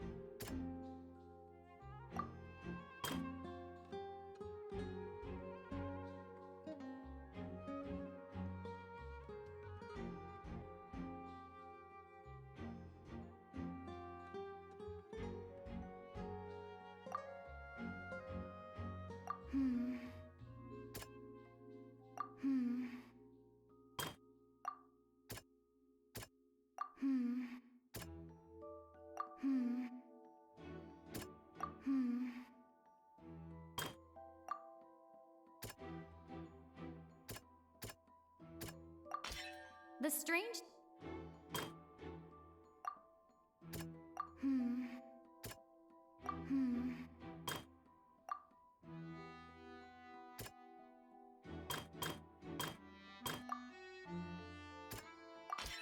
Lillian was... And it's Ace Detective! Having been selected out of the blue, Lillian panicked. Her panic only intensified after she entered the tunnel and had water poured on her head. So she kicked the door open, producing the thud we all heard. Hearing the commotion, Cowell leapt into the tunnel. He did not know that Lillian was not from Fontaine, but was a thief. who made her way in by stealing a ticket. Mistakenly believing that the water from the primordial sea needed time to take effect, he tried to force Lillian back into the box. The two broke the flower vase during the struggle, but Lillian came out on top, knocking Cowell out and putting him in the box. With no way of escaping, she changed her clothes and hid in the costume trunk until the performance ended.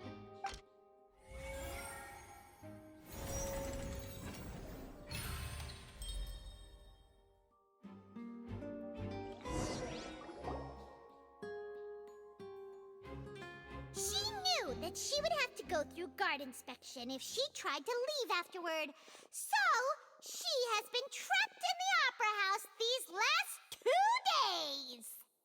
She had already become desperately hungry by the time we were chatting over macarons.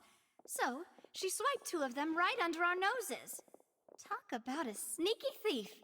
At this point, all the events that happened in the tunnel have now come to light. Ah, so that's the whole story. Bravo! Bravo! Now then, Lady Farina, do you wish to speak against the defense's statements? Please answer the question, Lady Farina. Also, if I may add, the trial has not yet ended. As such, I request that the prosecution not leave the room before the proceedings have concluded. What? Are you reading my mind now? No, I have no further arguments. I admit defeat. But really, could you at least have left me with some dignity? Wow, look at that! She's like a deflated balloon now. If there are no objections, then as the Chief Justice of Fontaine, I shall once again repeat the full sequence of events. The actual perpetrator of the serial disappearances, Cowell, selected his next victim from the audience reservation list. With some modifications to the selector, he could ensure that the pre-selected young woman would be chosen. To cover up any evidence while committing the deed, Cowell thought of allowing the water tank to fall, which would conceal the water left behind after the young woman was dissolved. He also tampered with the rope suspending the water tank, using the fireworks at the end of the performance to cause the tank to drop and hide the watermarks. He poured the water from the primordial sea into a balloon during the preparation of the magic box and stuck it to the box's lid. Finally, he passed the prepared hook on a rope through the gap in the magic box's door when bringing the young woman to said box. When the magic trick officially began, the box containing the woman was lowered into the tunnel, tightening the hook rope and bursting the balloon containing the water. If all had gone to plan, the young woman would be dissolved at this time. However, Lillian was not from Fontaine, and thus fled the box with a loud noise. Realizing that there was trouble, Cowell entered the tunnel and met Lillian.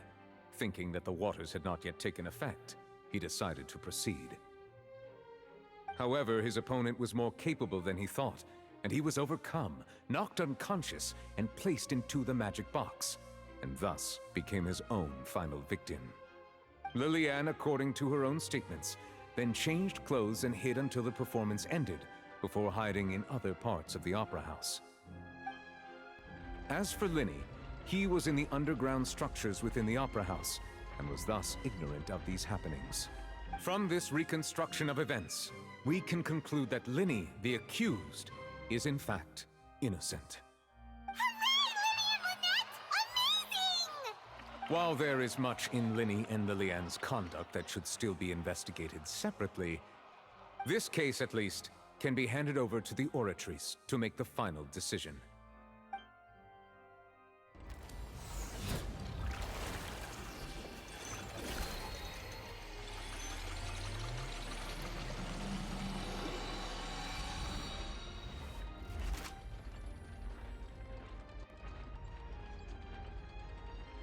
As such, Linny and Lynette are officially declared not guilty.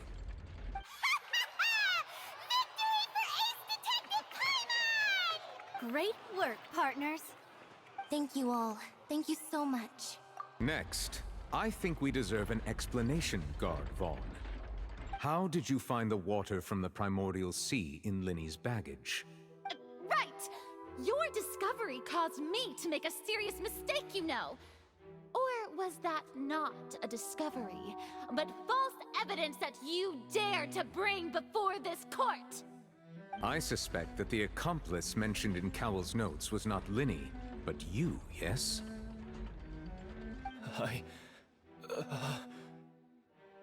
I'm sure you know what you must do to let— Speak quickly! Unless you want to earn yourself a one-way ticket to Coupon Town. I was just following orders. We were supposed to place blame for the serial disappearances onto Linny, and thus cause suspicion to fall on the Fatui. The higher-ups said this was the best opportunity to do so. And now that your plan has fallen through, and the secrets of the water have been revealed, you have become a liability to said higher-ups, yes? Therefore, you would be wise to tell everything you know, and seek the protection of the guards. Yes, I'll tell you everything I know. Our boss discovered that the water can cause people to dissolve. It can also be made into a potion, which when extremely diluted, can cause people to experience unforgettable exhilaration. We've been in this business for a while now, and have made decent more off it. The disappearances were also the boss's idea. I mean, this is the boss we're talking about. The...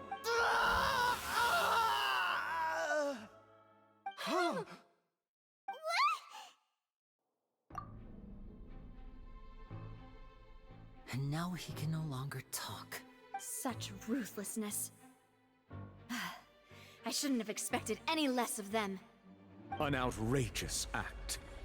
All present, please submit to inspection immediately.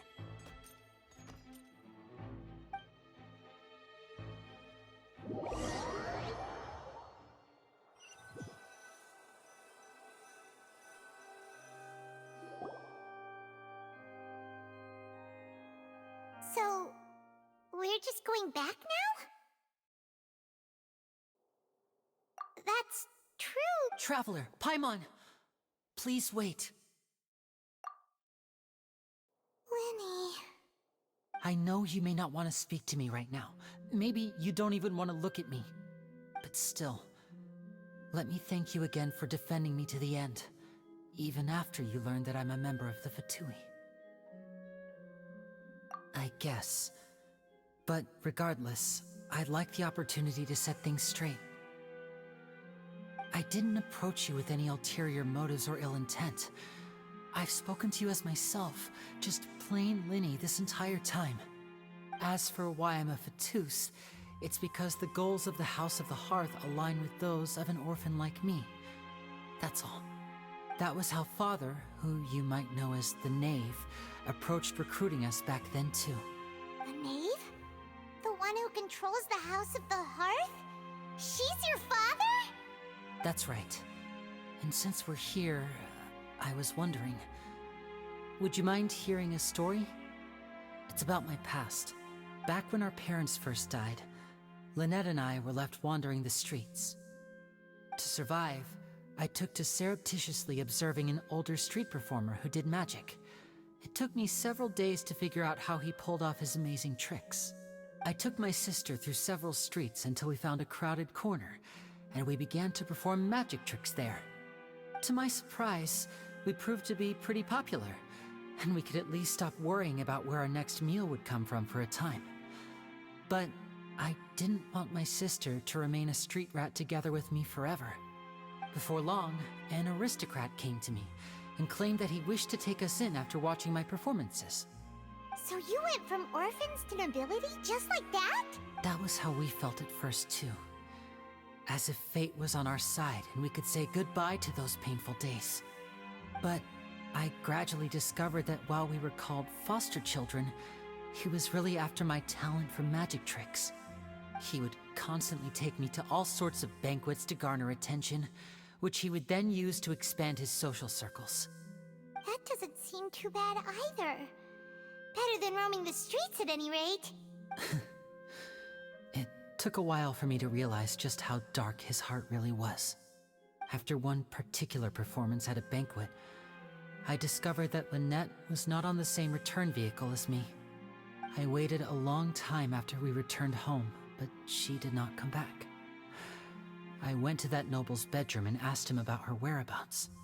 The answer he gave me was, she caught the eye of the most eminent person at the banquet, so I sent her over as a gift. I mean, you'll be able to perform your magic regardless of who your assistant is, yes? Oh no. So he was gonna... But wouldn't Fontaine's laws deal with such people? As far as outsiders are concerned, this is a relationship akin to adoption or foster care, and they have their ways of escaping the eye of the law. I managed to ferret out the location of the mansion of that so-called eminent person and hurried through the night. But by the time I leaped over the walls, avoided the guards, and made my way in, all I saw was the moonlit ground covered in blood, and the knave standing there in the darkness. So, she'd already taken care of that guy. That's right. She had rescued my sister before she could come to any harm, and had even discovered several girls hidden in a basement, all of them orphans. Father, the knave, might have seen something in me, and so she made me an offer. The House of the Hearth welcomes you, for your interests align with ours. Here, none will ever betray you. Indeed, betrayal shall never be permitted here. I was hesitant to trust her. I had just been betrayed, but she was also quick to destroy the noble who had taken us in at first, giving us back our freedom. Oh, so that's how the two of you joined the House of the Hearth. She has her own plans. She has gained permission from the Tsaritsa to first use the Gnosis' power when she obtains it. She plans to use it to find a way to break the prophecy and save Fontaine. So, she believes in that prophecy too? That's right. The whole House of the Hearth is currently working to combat that crisis. Today's case has also proven that people from Fontaine can indeed dissolve into some sort of water, thus further supporting the prophecy. All of us house members here, Lady Arlecchino herself included, are from Fontaine. We won't give up on defending our homeland. To us orphans, the only connection we have left to this world, apart from our family, is our homeland. So, from small deeds like distributing magic pockets to huge schemes like stealing a Gnosis, everything is aimed at dealing with that prophecy. It's all right. I understand. The only thing I can do is relate all this to you. I just hope you can understand that even as a member of the House, I have never stopped making my own decisions, and that I believe what I'm doing is right. If you should need anything at all in the future, feel free to find me. I will do my best to help you, as plain Linny.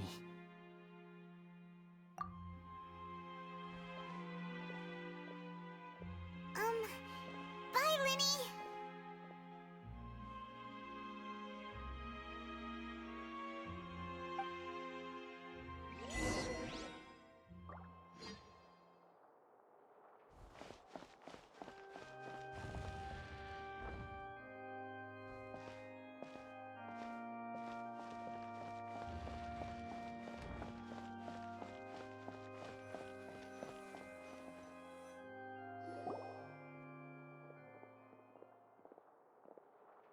Hey there. What was with the disappearing act you pulled right as the trial ended? Were you looking for us, Navia? Well, this whole thing isn't exactly over, is it? I do feel that we're getting closer to solving the serial disappearances case, though. Don't you think so, too?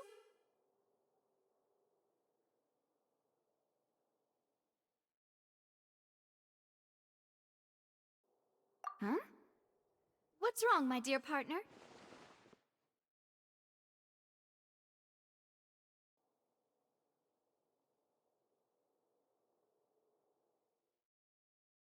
Besides, are you sure we're the ones who can crack a case that's been cold for decades now? And given that there's new evidence from the trial, there should be a trail of breadcrumbs for the Hydro Archon's people to follow now, right? Ah, I see. Well, I won't lie. I'm a little shocked to hear that from you. But I suppose you are just travelers who have only arrived in Fontaine after all. Sorry. I might have been too presumptuous. Don't say that, Navia. Ah, and we were having so much fun investigating with you, too. It was like having new waters flowing into a stagnant mire, causing new hope to spring forth, and the reflection in the murk to become clearer. Sorry about that. I'm a bit prone to nostalgia. Don't mind me. Wait, shall we have a farewell meal? You know, to commemorate our time as partners? Huh? Do we really need to get that formal?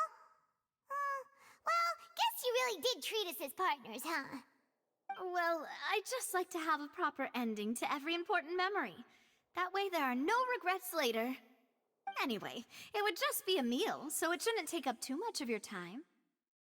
You don't have to twist Paimon's arm. If Boss Navi is treating, count Paimon in! Oh, wonderful! In that case, why don't we return to the court of Fontaine and head to the Hotel de Boer? I believe we'll make it just in time for dinner.